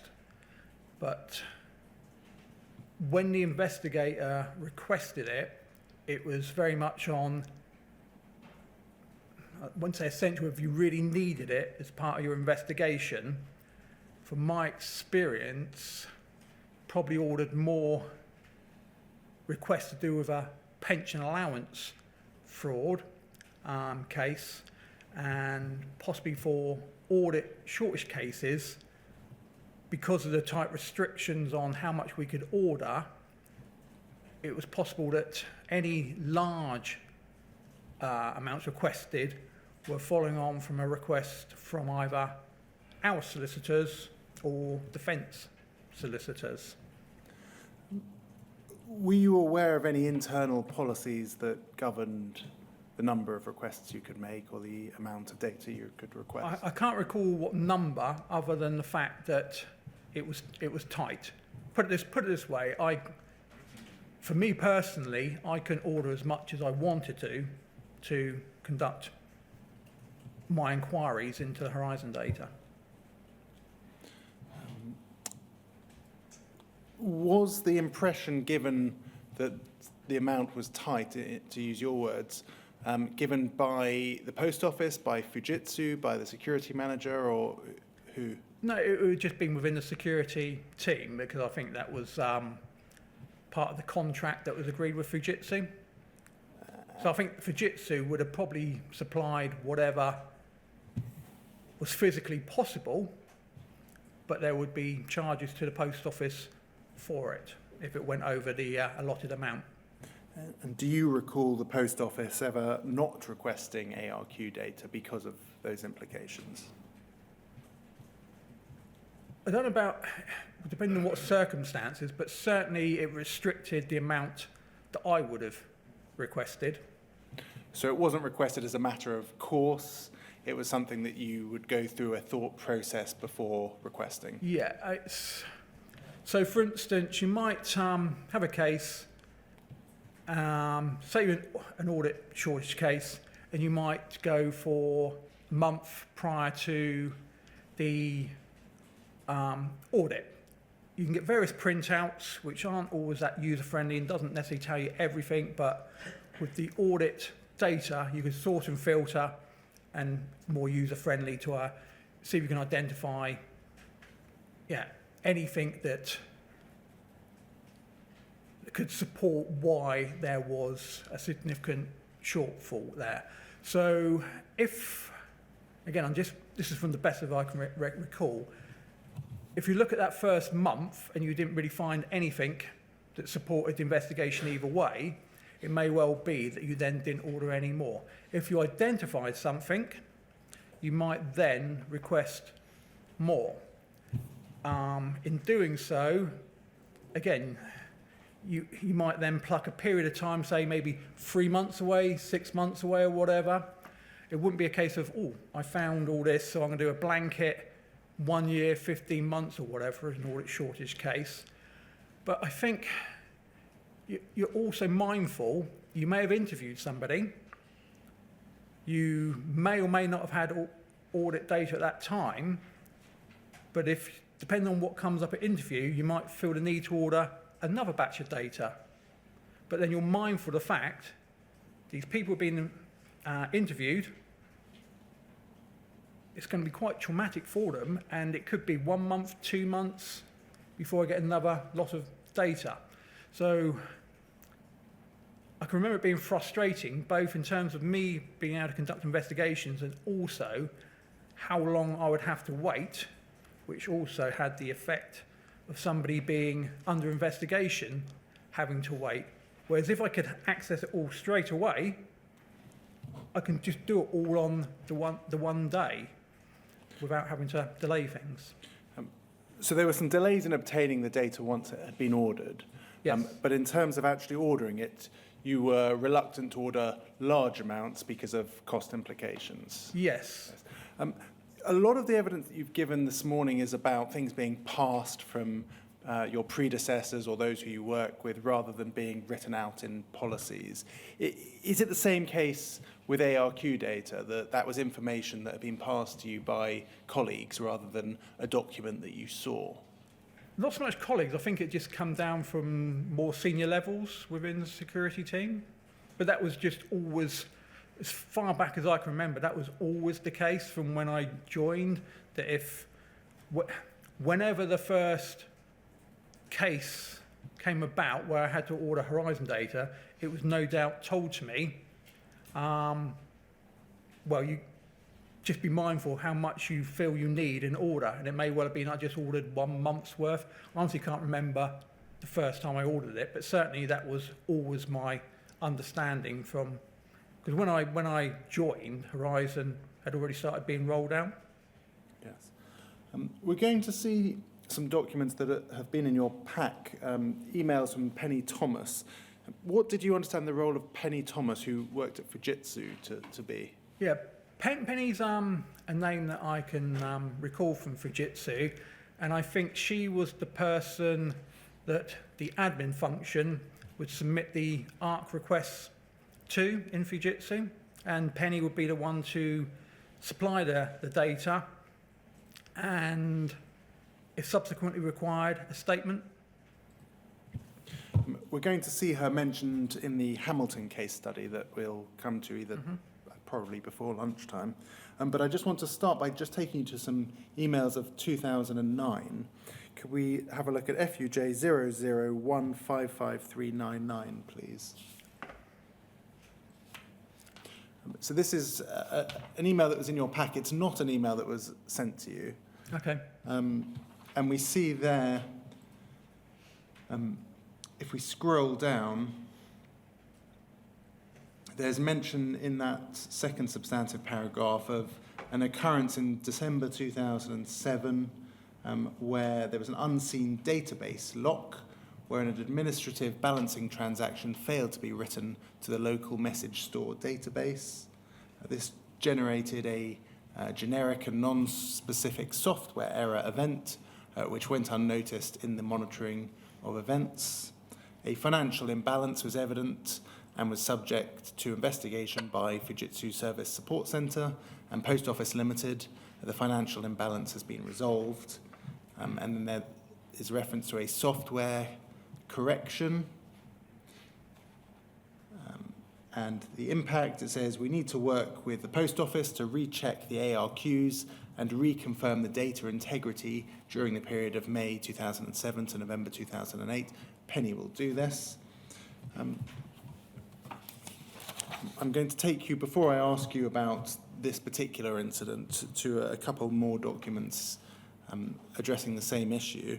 Can we look at FUJ 001555400?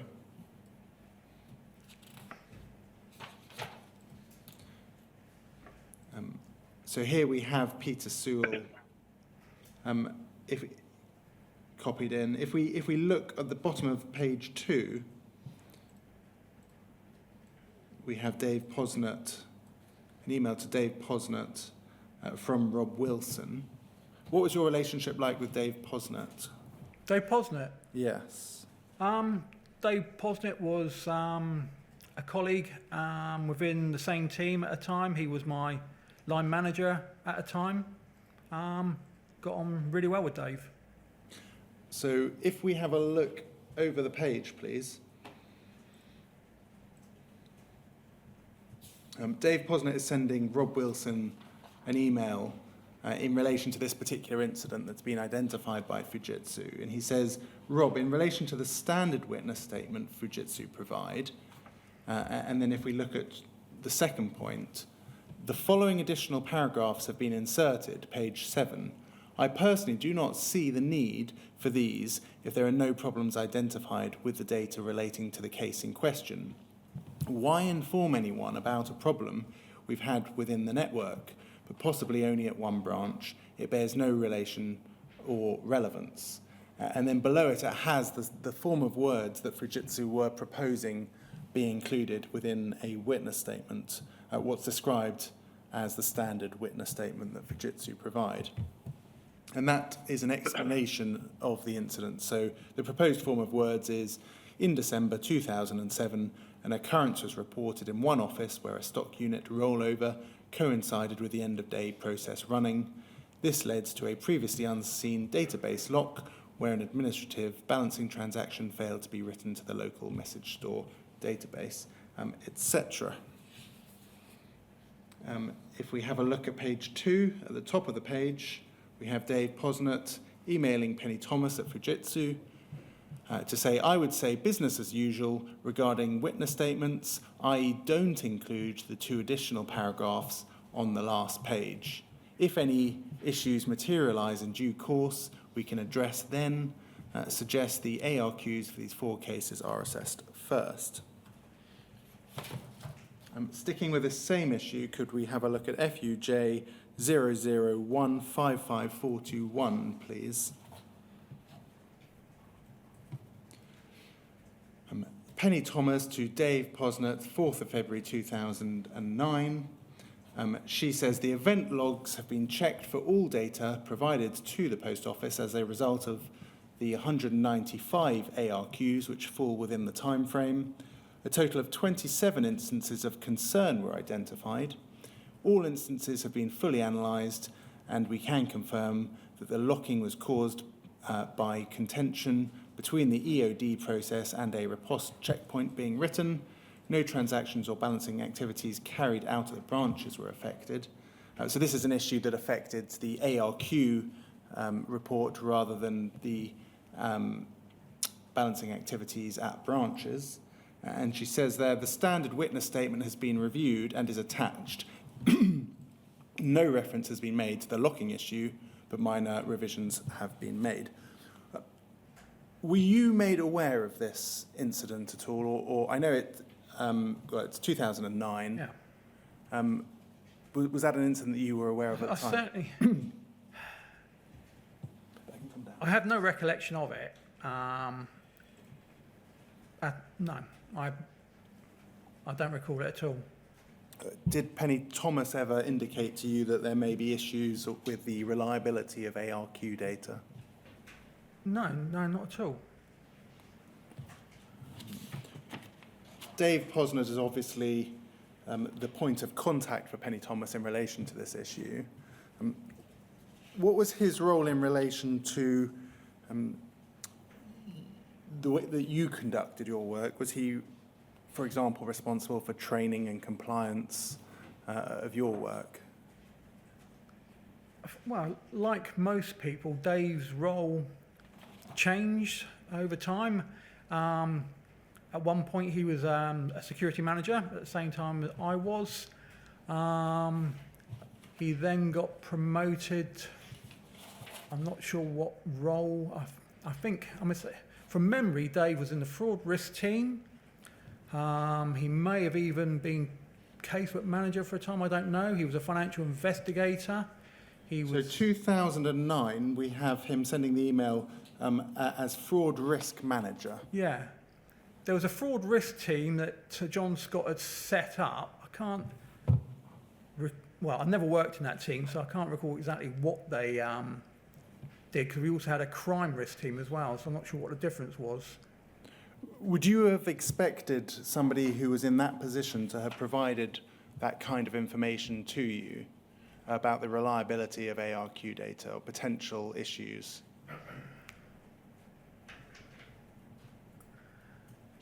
I honestly don't know. I must say it's what in a broader sense, what we now know absolutely should have been disseminated to numerous people, but that particular item, I've no idea who Dave would have referred that to. I can see, I don't begin to understand half of the technicalities of it all, but I can see that Dave's responded to Penny. Whether Dave's raised that with anyone else more senior to him or anyone else, I honestly can't say, but I have no recollection of it. Do you think if you had been passed that kind of information, it might have affected your obligations of disclosure in particular cases? Well, as I say, clearly what we now know, and with a greater understanding of disclosure, then yes, it should have been disclosed along with numerous other things. When you say a greater understanding of disclosure, do you mean a greater understanding of bugs, errors and defects in the system? Or do you mean I think a greater understanding of, from looking at the evidence and the documentation I've been supplied with, of disclosure in general. Have you identified deficiencies in disclosure from looking at that information? Well, it seems to be that we should have disclosed all the Horizon, well, unless I'm reading it wrong, all the Horizon data. It's a tough one because obviously I was security manager for 12 years. I don't recall any issues, certain cases I dealt with, where any case has been thrown out or for want of better terminology, because of lack of disclosure. but certainly from the previous inquiries, disclosure was a big part of why certain convictions were quashed. So there seems to be a lot of emphasis on the fact that why wasn't all disclosure in relation to Horizon data disclosed as a matter of course for the whole indictment period. So when I say better understanding, I think, it's just understanding that all of that data should have been disclosed. I'm not aware of anyone that knew any bugs, errors and defects, and you would have thought that we would have been advised of that. Had we have known, then clearly that would have been dealt with in whatever way by the post office at the time. So is it your evidence that you didn't know about bugs, errors and defects and hadn't been told of any bugs, errors or defects? No, I'm going to say I can see from the evidence that there were, moving towards the latter years that I was a security manager, there were, to use the terminology, challenges to Horizon, but I don't recall ever seeing any reference to bugs, errors or defects. I'll put it this way, in simplistic terms, I was not aware of any issues with Horizon that could have caused these discrepancies. Can we look at poll 001068867, please? And it's page 27.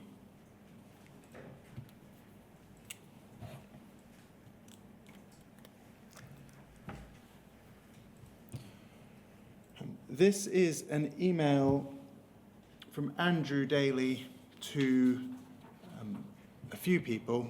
You are included on this email chain at this point, and it says, Andy called me and asked whether you guys, Graham, if FIU have any cases in dispute / new issues that could affect your case, could put together some stats on these cases where the accused defence is that Horizon data is unreliable for any amount of reasons given by the accused. Now we're going to see from the email above that in fact, certainly in Andy Hayward's opinion, that was inadvertently sent to you and it in fact should be Graham Ward.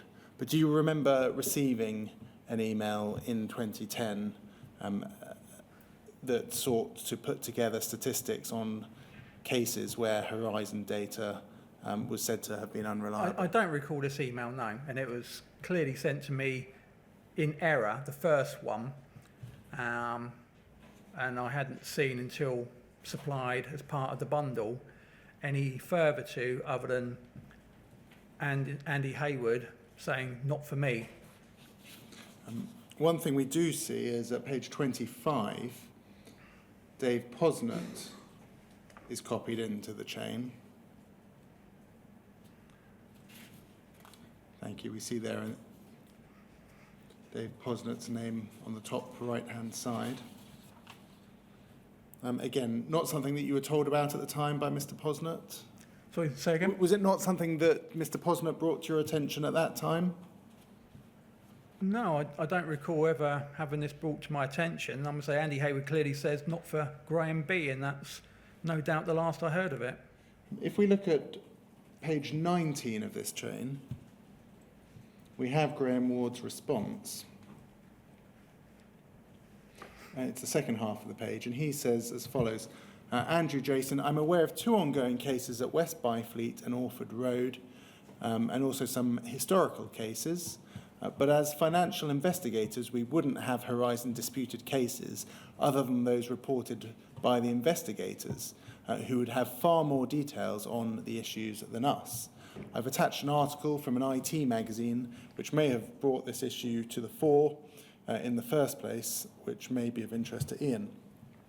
So his explanation there is that the investigators would have far more details than he would. As an investigator, presumably in 2010, you were aware of a growing number of cases that disputed the reliability of the Horizon system. I think I think, yeah, in the latter years, there were more, as I say, to use the terminology, challenges to Horizon system. I mean, so I wasn't aware of any that were what we would term successfully challenged in the courts. If we have a look at bottom of page 1 into page 2,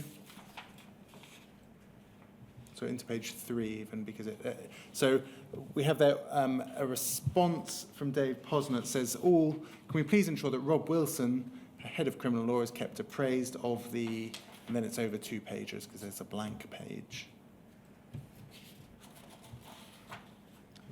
Situation and included in any further meetings on the subject. And it says this: our prosecution cases have faced an increase in challenges as well as our civil cases, so the activities outlined below and indeed going forward are applicable to both legal teams. So you would agree that in 2010 there was an increase in challenges, and your evidence is yes. I believe so, yes. But they didn't succeed. Well,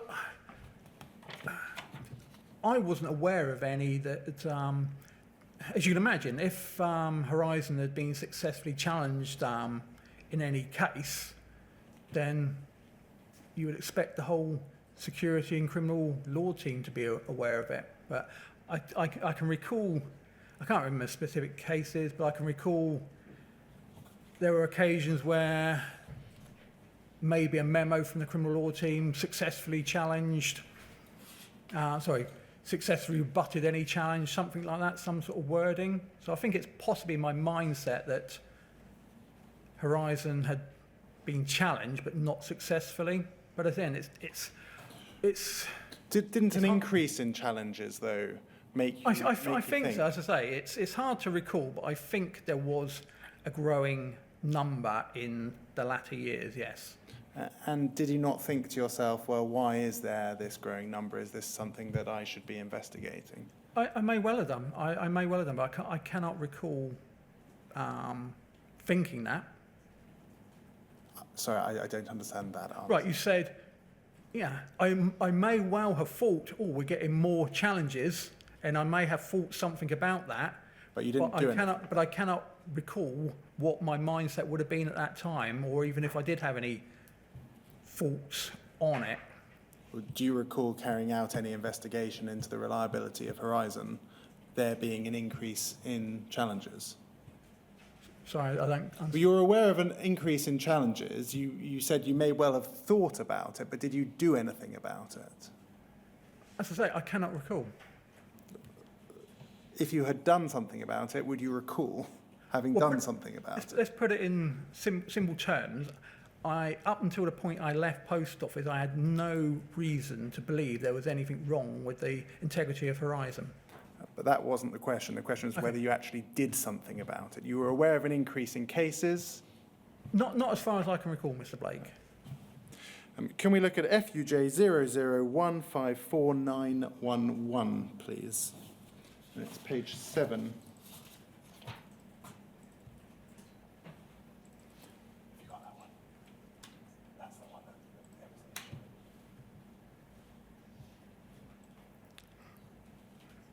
We're still in 2010 here. This is May 2010, page 7.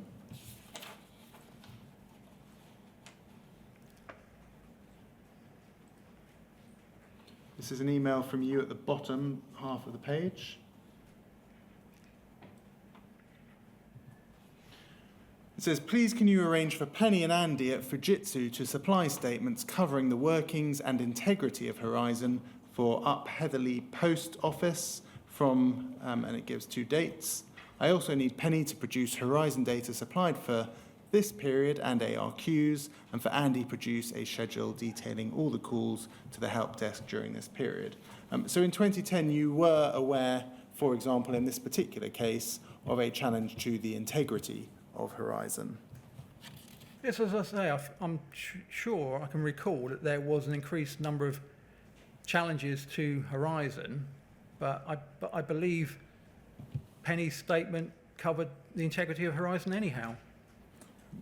Were you not making inquiries of colleagues about any concerns that they may have had at this time, an increasing number of cases about the integrity of Horizon? Was it not something that was discussed in the office? Well, as I say, up until 2011, the office was just me, but at team meetings we discussed cases. I can't remember what specifically was discussed, but yeah, we had team meetings, so if there had been any concerns, collective concerns, no doubt they would have been discussed, but I don't recall anything. In the same year, can we look at poll 001068848?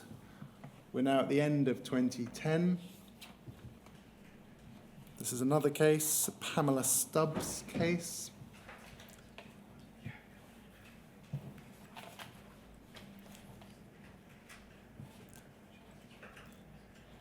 And if we have a look over the page, it says as follows: along with Graham Brander, I met with Mrs. Stubbs on the 17th of January, and she was convinced that Horizon was at fault.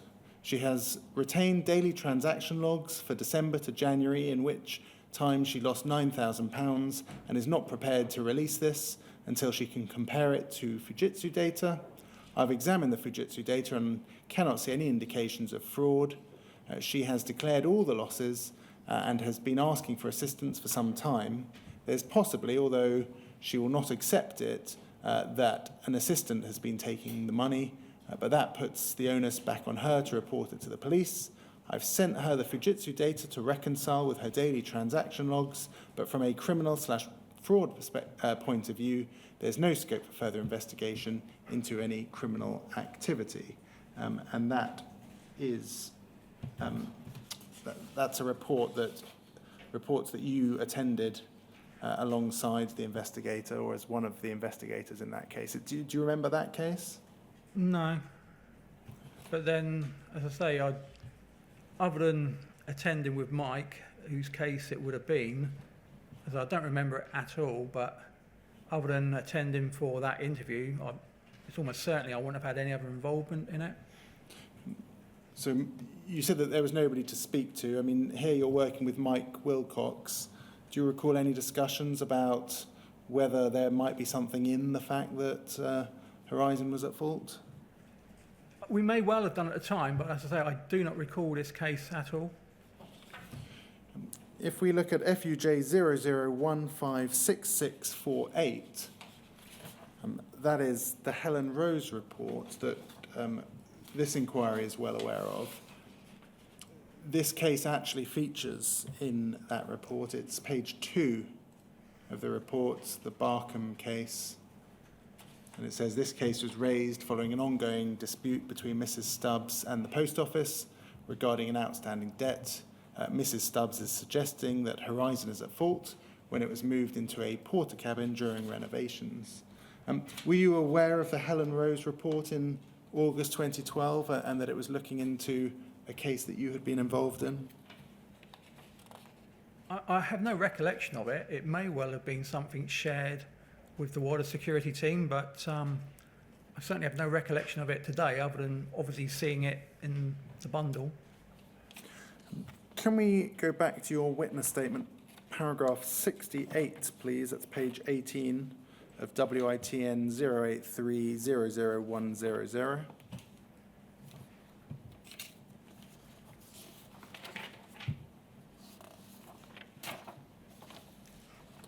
I think it's page 18.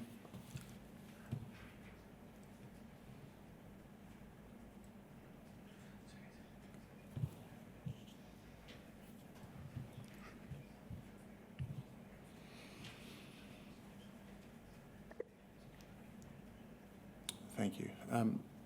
Paragraph 68 says as follows. It's the final sentence in paragraph 68. It says, I have no recollection of any reference made in relation to any Horizon bugs, errors and defects during my time as security manager. You then go on to talk about the various case studies in your statement, and can we look at page 32?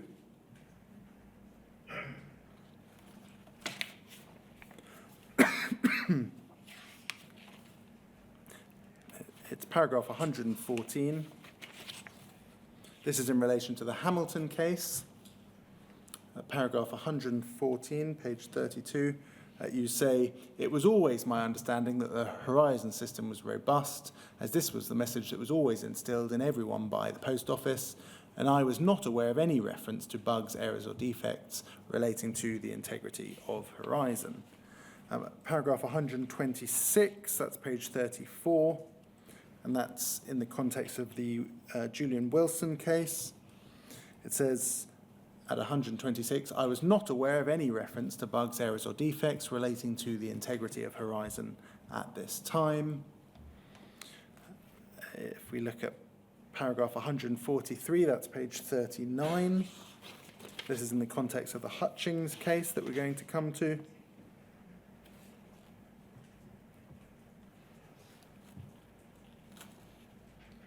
Paragraph 143 says, "I was not aware of any reference to bugs, errors or defects relating to the integrity of Horizon at this time." And then the paragraph below is a general paragraph which says, "I've been asked, to what extent, if any, did I consider a challenge to the integrity of Horizon in one case to be relevant to other ongoing or future cases? My response is that I have no recollection of any specific challenges to the integrity of Horizon." I mean, weren't all of those cases that we've just been looking at challenges to the integrity of Horizon? Yeah, well, people saying that there might have been an issue with Horizon. What I'm saying is my recollection of it. From the documentation, I can see that people have said, "Oh, I think Horizon's at fault," or words to that effect, but I have no recollection of any specific cases, only from what I'm seeing from the documentation. And you can see from the documentation a number of contemporaneous cases, 2010, 2011, where there are challenges to the integrity of Horizon. Yes. Do you not consider that those were important information in respect of disclosure in all of the cases that you were dealing with that challenged Horizon, that there were these other cases? Well, as I said, it was always the belief instilled in us that there was no issues with Horizon. If I had a genuine belief that there were issues with Horizon, it's all very well somebody saying, "Oh, I think it's the equipment that's at fault." But as I said, it was always instilled in us that Horizon was robust. That was the terminology that was used. I had no reason to disbelieve that. We'd had cases that had gone through the court system whereby Horizon had been challenged and unsuccessfully. So I think that probably added to my belief that Horizon was robust. So I believed it was robust. So if I felt it wasn't, then that would no doubt be something that not just everyone would be disclosing. Well, we spoke earlier about, for example, pursuing reasonable lines of inquiry, Yes. a feeling that the system is robust. Do you think that that is sufficient where you have a growing number of cases where people are saying that there are Horizon integrity problems? I mean, it's a growing number, but I mean, so it's maybe a handful that I dealt with. I mean, so it wasn't like every case suddenly everyone's challenging Horizon, but there was, for whatever reason, there were more challenges to Horizon. Weren't those Dave Posnet's exact words about a growing number of cases? Sorry, Mr. Blake, I didn't catch that. I think those were Dave Posnet's exact words, weren't they? Our prosecution cases have faced an increase in challenges, as well as our civil cases. So there is clear reference to an increase. Exactly. I've already said that, although I can't recall the specific cases, I was aware that there were more challenges to Horizon at that time. Put it this way, I can't remember going back, say for the first half of when I was a security manager, there being any challenges to Horizon, but that may be because it's far longer ago and I can't recall. But it just seemed to have been built up maybe last 2 to 3 years before I left. Clearly, there were a number of people who were prosecuted and some who went to prison during that 2 to 3 years. Yes. Can we look at paragraph 144? You say, "I've been asked to what extent, if any, did I consider a challenge to the integrity of Horizon in one case to be relevant to the other ongoing or future cases. My response is that I have no recollection of any specific challenges to the integrity of Horizon. The suggestion there is that you don't consider the increase in challenges to be at all relevant to those individual cases. That the fact that a number of people were challenging Horizon, it seems as though you didn't consider that that was relevant. I think if it was relevant, there would have been a collective response. But as I say, I cannot recall going back that time. What do you mean by a collective response? Well, there might have been the fact that, right, we're getting all these cases or an increase in cases that have been challenging. Then when people view the reports that go up or the committal bundle or whatever, somebody, whether a criminal law team or senior security manager say, well, we need to start disclosing these other cases. I would only be privy to the cases I dealt with. There may be references to other cases at team meetings, but I wouldn't know the detail. And I certainly wouldn't know cases from the other teams in other parts of the country. Who was this figure who should have been carrying out this task of disclosing? I don't know. Because we spoke earlier about who was responsible for the disclosure process. Yeah, I think obviously you said that you were responsible. the onus fell on the security manager to disclose any relevant material, yes. And to pursue reasonable lines of inquiry. Yes. And we have a number of cases here that challenged Horizon. You had team meetings where Horizon challenges were mentioned. Did you not think that it was incumbent on you? I said we had team meetings where this may have been topic of discussion. I also said I cannot recall what was covered at the team meetings. Well, we've seen a number of documents that mention challenges to Horizon. Yeah, absolutely. I agree with you that there was clearly a lot more challenges to Horizon from maybe 2009, 10, 11 onwards. And a number of people in that period who were convicted of criminal offences and who went to prison. Yes. So I think what we would like to know from you is what went wrong there and why it was that there wasn't greater disclosure of those challenges to those who were being prosecuted. As I said, I think when we were getting more of these challenges, that was more, it had always been, I had no reason to ever believe there was anything wrong with Horizon, and I think round about that time there may have been messages coming from above, Horizon's robust. I cannot recall any specifics or who that was, but there was always this feeling that whenever there were challenges, then the business would say there's no issues with Horizon.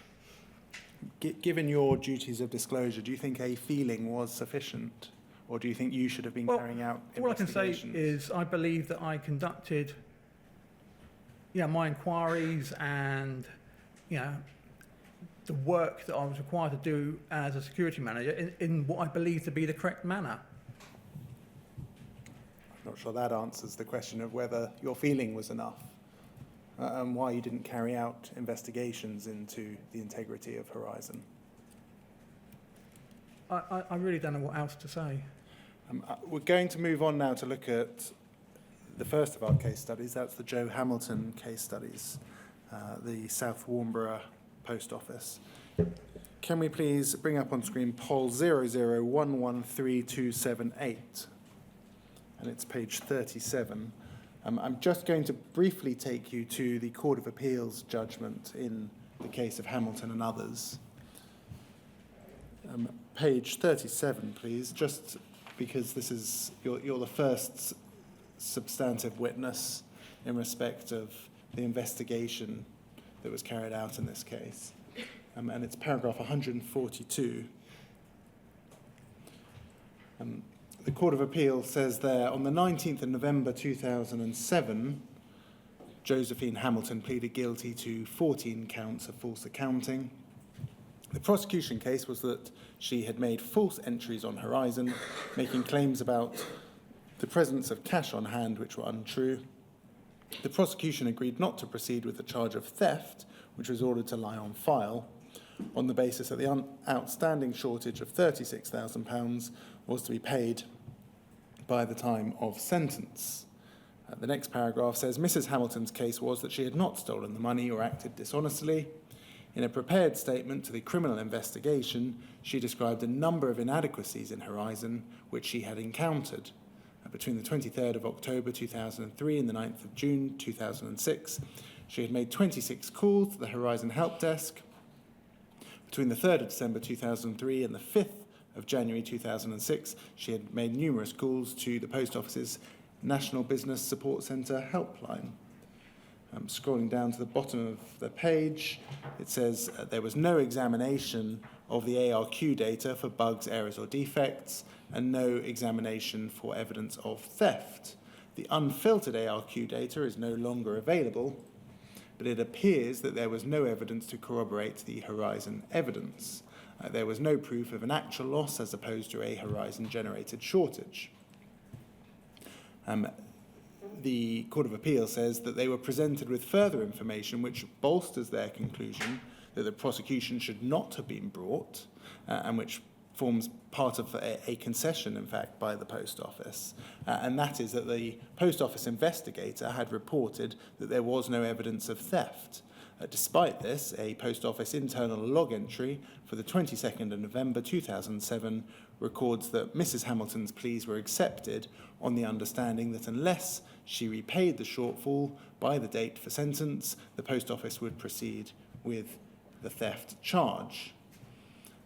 Paragraph 147, the Court of Appeal says the Post Office concedes that it was unacceptable to hold open the threat of the theft charge unless Mrs. Hamilton agreed to forego any criticism of Horizon. We regard this as even more alarming in circumstances in which the Post Office's own investigator had reported there was no evidence of theft. It says the Post Office's conduct gives a firm impression that the condition of repayment in return for the Post Office dropping the theft charge placed undue pressure on Mrs. Hamilton. It gives the impression that the Post Office was using the prosecution process to enforce repayment. Now I'm going to take you through a few documents in relation to this case. I'm going to start with the auditor's report. It's at Pol 0004447.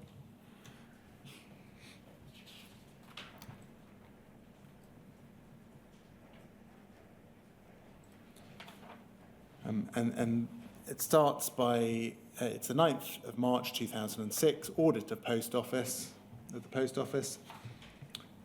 The first paragraph says, I met the Area Intervention Manager, Elaine Ridge, and Graham Brander, Investigations Manager. The sub-postmistress, Josephine Hamilton, was not in attendance at all throughout the audit, being too ill. Elaine went to her home address, retrieved the keys, and Graham, Elaine, and myself entered the secure area to commence the audit. So it seems there that there were 3 of you who were in the secure area to commence the audit. Is that correct? Yes, 3 of us went in, but the auditor would have done the audit. So prior to having reached any conclusion as to the results of the audit, you were already in attendance? Yes. And you were also aware at that time that Jo Hamilton was too ill to attend? I'm not sure when I became aware of that. It might have been when I attended. Yes. If we look at that summary there, it seems as though she wasn't in attendance because she was too ill, so the keys were obtained. Once the keys had been obtained, the 3 of you went to conduct the audit. Is that correct? Yeah. And let's read below the figures that are given there. It says, due to the disarray of the branch and our inability to locate essential weekly paperwork, it was not possible to verify volume stock remittances. This was compounded by a problem encountered on Horizon requiring it to be rebooted. An additional £61.77 shortage was consequently highlighted by Horizon, which could not be accounted for, and the total shortage put to late accounts was £36,644. Are we to understand there that the auditors themselves have actually experienced a problem with Horizon when they attended the audit? It looks like it, yeah. I don't think it was uncommon that Horizon had to be rebooted. I think it was the old switch off and switch on again. And it seems as though an additional £61.77 shortage was identified after it was switched on and switched off again. Is that correct? Yeah. If we can read at the bottom of the page, it says, upon reaching the result, Elaine visited Mrs. Hamilton and precautionary suspended her. Am I right to understand that you also attended Mrs. Hamilton's Well, I don't address? recall it, but yes, I did. Perhaps we can look at your witness statement in this respect. It's paragraph 85 of your witness statement.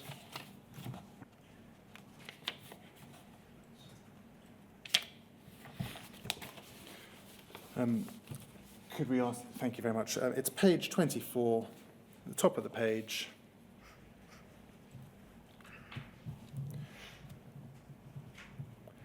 You say this in respect of your attendance at Mrs. Hamilton's home address. You say, the purpose of my attendance was to advise Miss Hamilton that I would be conducting an investigation into the audit shortfall and would like to interview her. Why did you attend her address on that day in person? I was, again, from reading the documentation, I was asked by my team leader to attend because there were concerns that there was going to be a shortfall. I don't recall a situation before or after where I was asked to do that. So obviously, when there's a significant shortfall, we would invite the person suspected of having committed criminal events to attend an interview.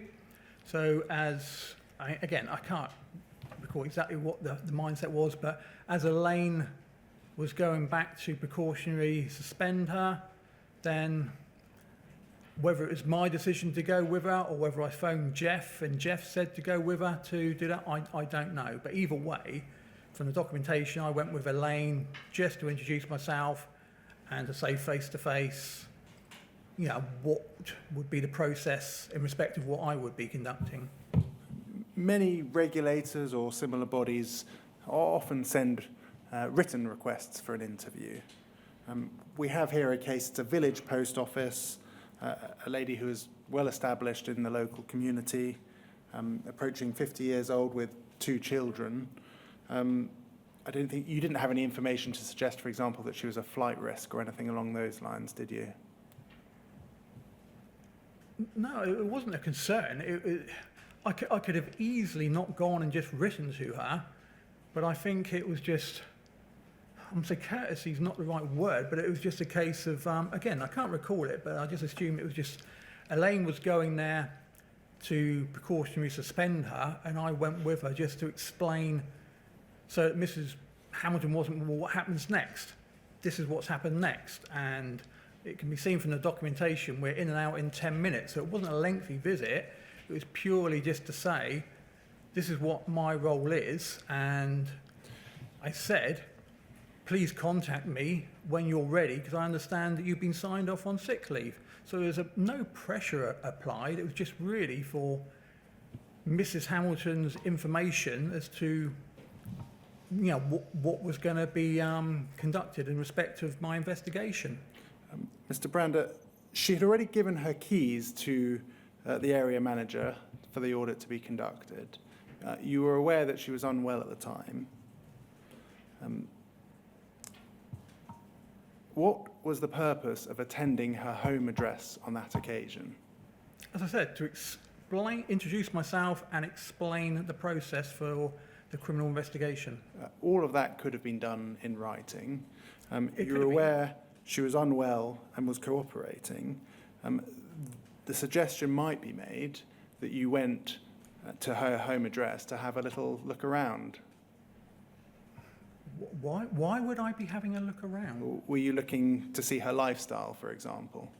And I would know that from 10 minutes in her house. Mr. Brander, you're quite a large gentleman.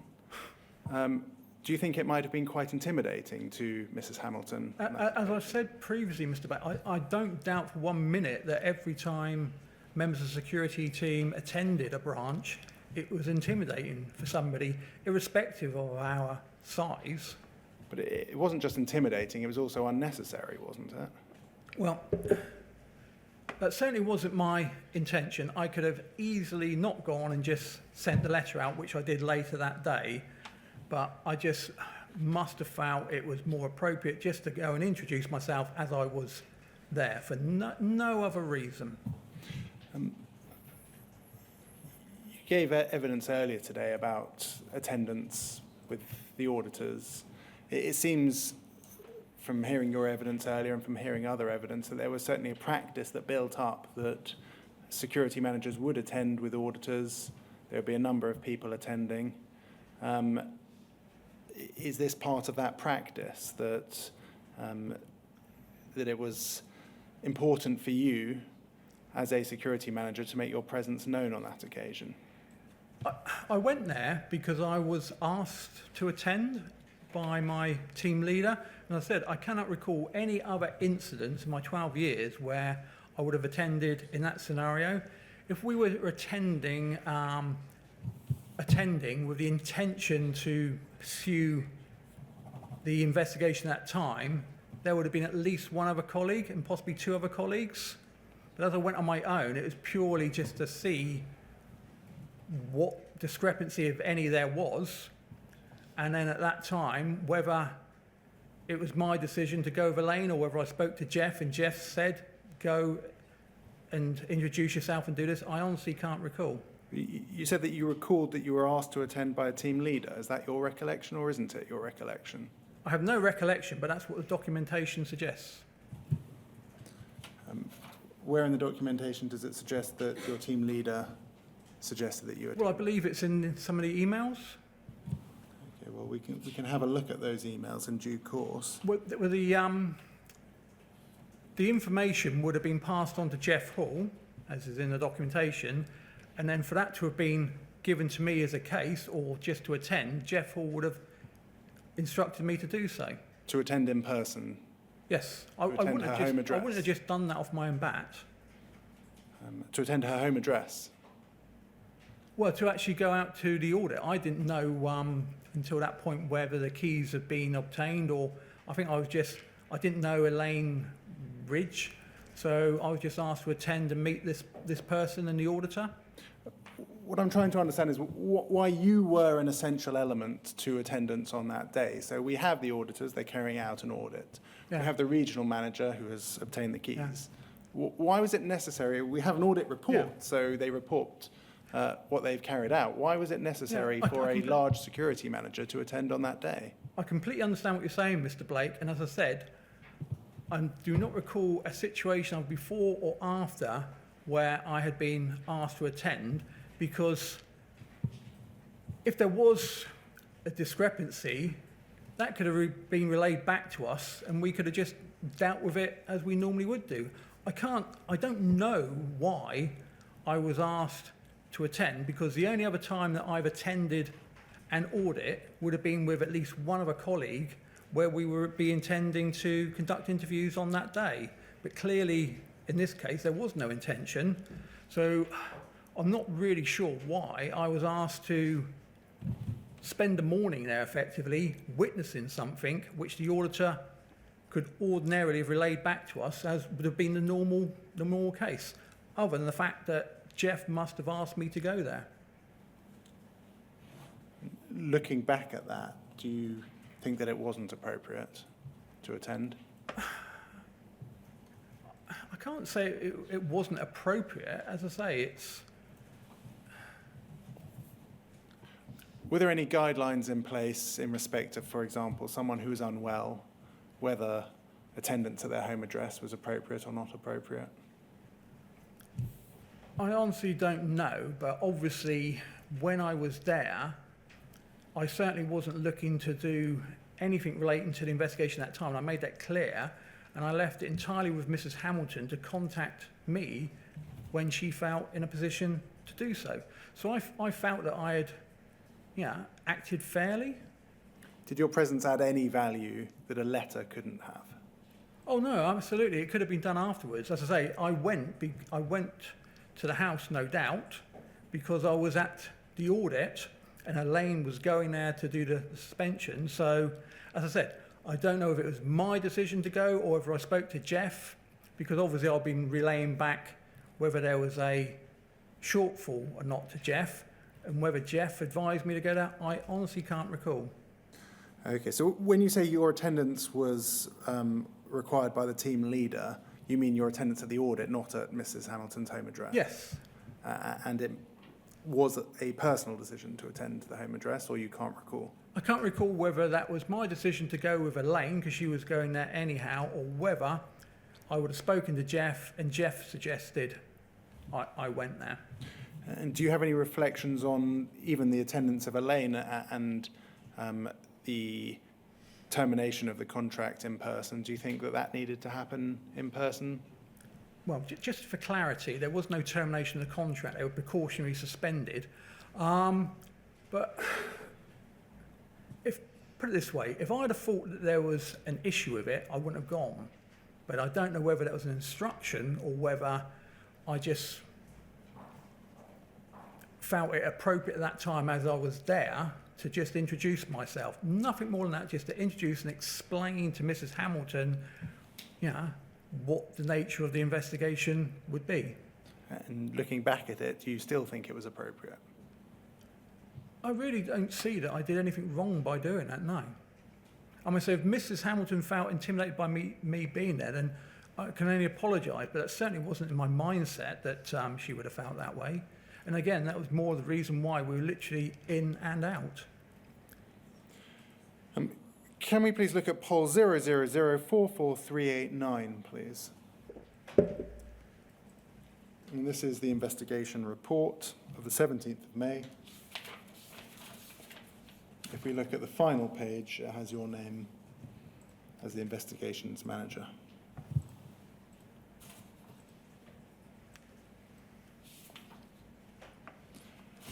Thank you. Can we look at page 3, please? I'm just going to take you through certain sections of the investigation report. It says there, whilst at the post office, I obtained some Horizon printouts and accounting documentation, including cash account finals and branch trading statements. Am I right in saying that you obtained the data from the Horizon system? So we're not talking here about any audit data, ARQ data. No. This is printouts. These are physical printouts, yes. The Horizon printouts and accounting documentation would have been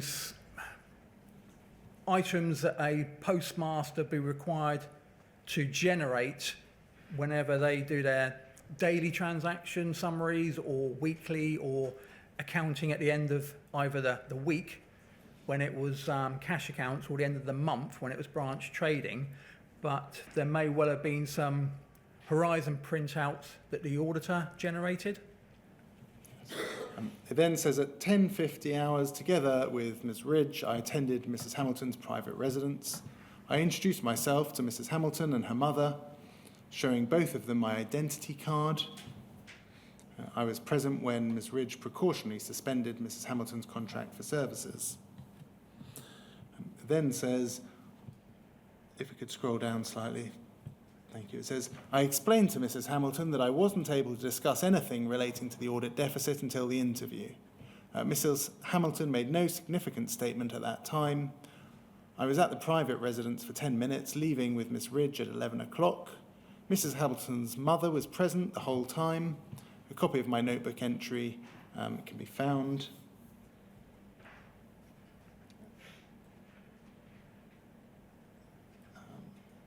Thank you. And then if we have a look slightly further down the page, it says, having analysed the Horizon printouts and accounting documentation, I was unable to find any evidence of theft or that the cash figures had been deliberately inflated. Now, we know that you're not an accountant and you don't have a background in those kinds of matters. Can you assist us with how it would be that you would find evidence of theft looking at those printouts? Quite often you wouldn't, because a lot of the printouts were just summaries of transactions conducted during the course of the week. So you might have, I don't know, say something that says X amount of gyro deposits totaling X amount, which wouldn't necessarily tell you that much. There could be things like, things that we look at would be like cash declarations. So you would look to see whether there was one done shortly after a previous one. So it might be that somebody's declared the true cash on hand, followed by with what I would refer to an inflated figure. But again, looking at the reports and the documentation, it appeared that only one declaration was being done at a time. So when I'm making that statement, it's not like, here's the true cash, here's the inflated cash. There was just one declaration. And although obviously the amount's being declared based on the physical cash that was found on hand, it would have appeared that they were being inflated. I didn't have the true one followed by what I would refer to as an inflated one. So if we look at the final paragraph, for example, one of the things you looked at was whether there was an occasion where a genuine cash figure would be declared followed by an inflated figure. That was one kind of investigation. Yeah, what I've just referred to, yes. If we look over the page 4, the penultimate paragraph on page 4, you say, in my experience, it was unusual to see regular deposits, all round figures, although I now believe that these represent genuine deposits, possibly the shop takings. So again, was another thing you looked for, whether there were lots of round numbers as opposed to decimal? No, I think it was, figures. I was looking at things, large figures. But again, if somebody's banking shop takings, they would generally, to make things account with like their private retail, it might be, say, for instance, if someone who's banking £2,000, it might be that they've want to bank £2,235.60. For instance, when I go back to my days of working in the post as a counter clerk, etc., we wouldn't necessarily get round amounts from all the shops that paid in. It might be like £2,226.46 because that was the takings of the day. So that's what I mean by I wouldn't necessarily have seen rounded figures, because if somebody's making a deposit and it's just a round figure, potentially that could have been somebody making a fraudulent entry. So are we to read into this that the investigation that you carry out in respect of the printouts is a slightly unscientific look at the figures to see if there's anything that stands out? Yeah, exactly, because you've literally just got printouts and nothing more that you can sort or filter. Could we look at page 5, please, the bottom of page 5? It then refers to the prepared statement that was read out at the interview, and it says the prepared statement seems to intimate that she didn't receive adequate training at the time and that the manuals were old and out of date. It also suggests that she didn't receive any training in respect of other matters. It also refers to an alleged £1,500 error, which doubled to £3,000 when attempts were made to correct it, and another error of £750. No dates are supplied in respect of those alleged errors. It also suggests that the post office systems are shambolic and details alleged problems encountered. It states that all staff use the same Horizon username, again citing a lack of training for this. Sorry, it's over the page, thank you. Finally, it states, I can say that I've never stolen any money or acted dishonestly. If we look down, please, down the page, you showed Mrs. Hamilton a couple of branch trading statements. Those are, I think, the documents that were printed off of the Horizon system. And if we please go over the page to page 7, this is the relevant part that I think was highlighted at the bottom of this page by the Court of Appeal. It says as follows, I'm unable to state what would appear to be the period of offending, mainly due to the fact that Mrs. Hamilton responded no comment to my questions, you may wish to consider a charge of theft for the audit deficit of £36,000. Sorry, this isn't the part that was mentioned by the Court of Appeal. That's going to come shortly. But here you're doing exactly the thing that we talked about earlier, which is saying you may want to consider a charge of theft. Is that correct? You're suggesting a potential charge there. Well, as it's worded, you may wish to consider a charge of theft, yes. But then you say the only evidence appears to be the fact that the audit identified the money as missing. Concerns only came to light following a request to return excess cash, and instead of doing so, Mrs. Hamilton was signed off as sick. Additionally, Mrs. Hamilton has only supplied a prepared statement as some form of explanation, yet refused to answer any questions. How is it that you can say that it was a case of theft and they may want to consider a charge of theft if the only evidence was that the audit identified the money as missing? How is that sufficient in your view to justify the previous paragraph? Well, because there's a significant shortfall, and at the time we weren't aware of any issues with Horizon. So you were aware that issues had been raised with Horizon by Mrs. Hamilton. How can you reach the conclusion that they may wish to consider a charge of theft when you yourself made clear in your investigation report that the only evidence appears to be the fact that the audit identified the money as missing? Yes. Well, in terms of theft, but also I do make mention of the fact that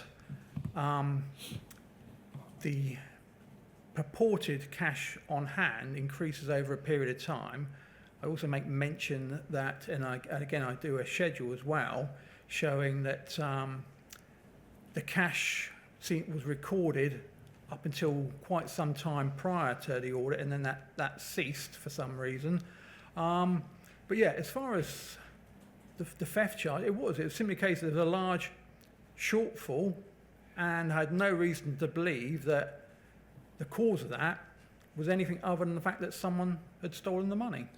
Were you aware at that time that theft required proof of dishonesty? Yes.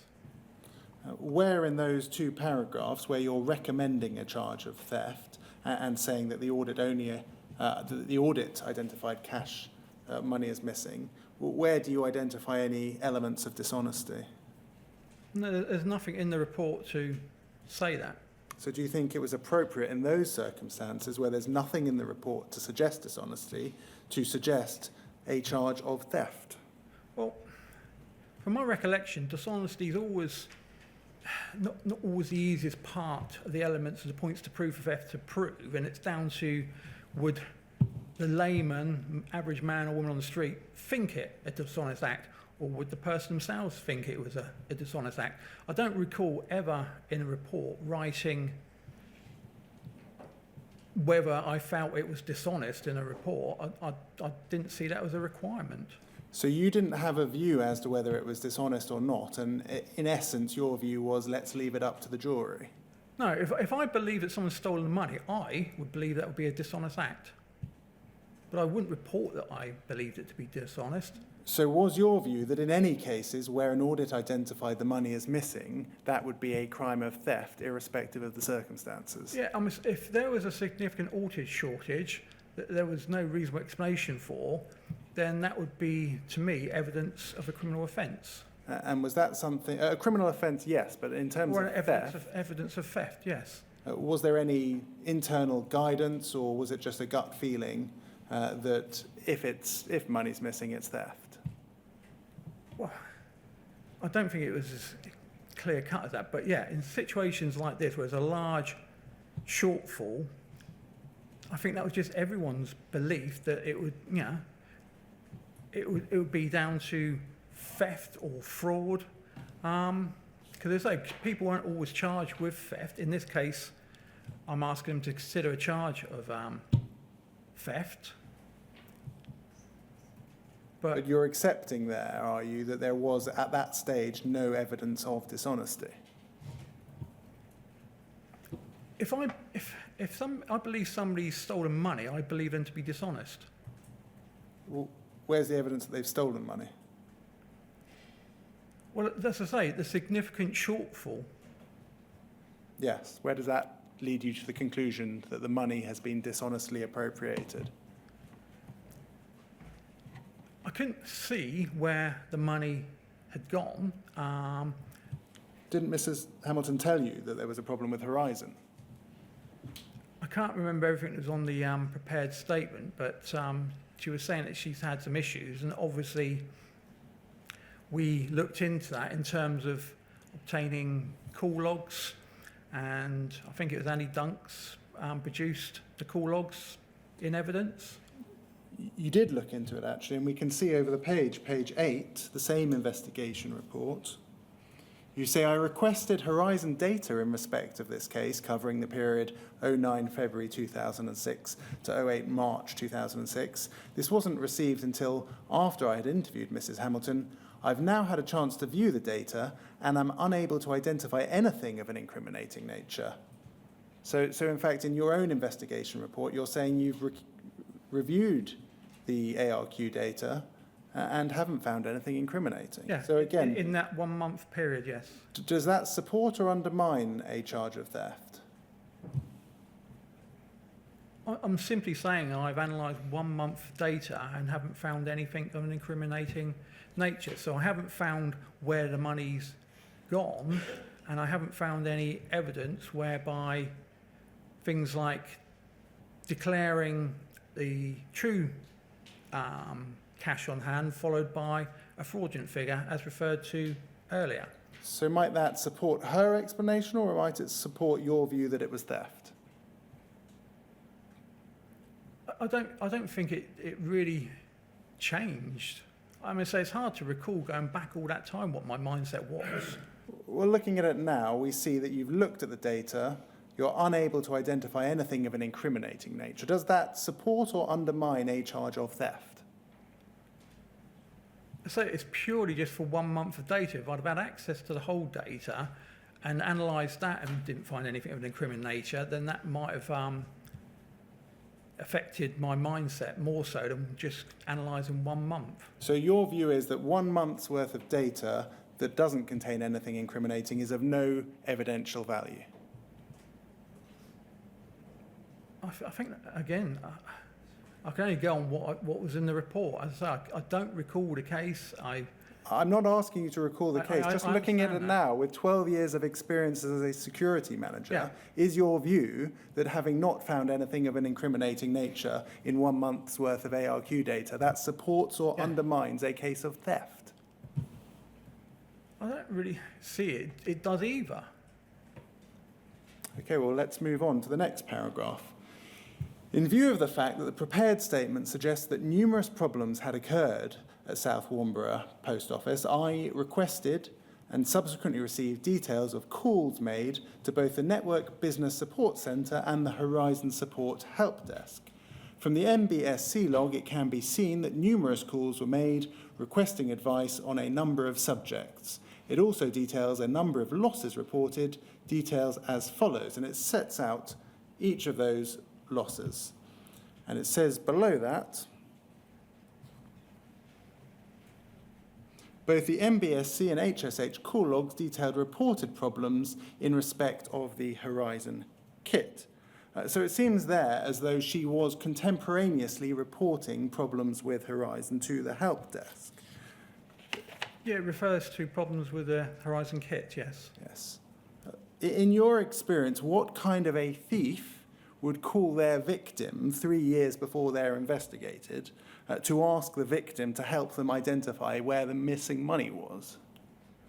Sorry, you've lost me now. Well, we have there Mrs. Hamilton phoning the post office, Yep, the alleged victim of a loss, yep.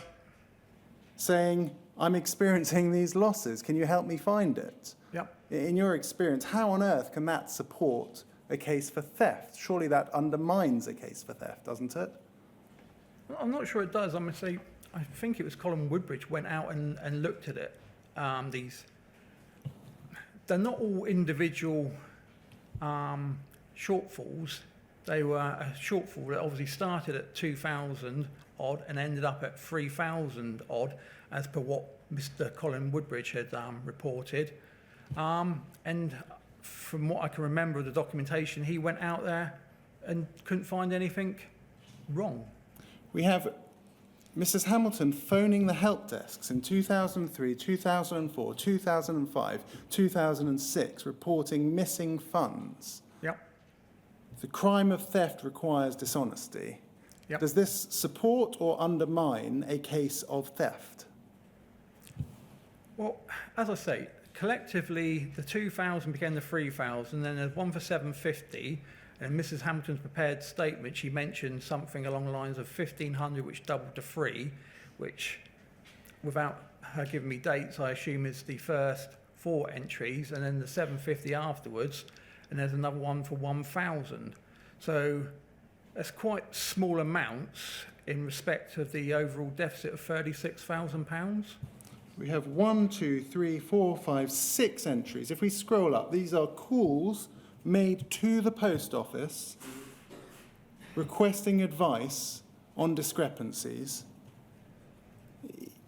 In your experience as an investigator, would it be usual or unusual for a thief to call up the post office to tell them how much money they had been missing?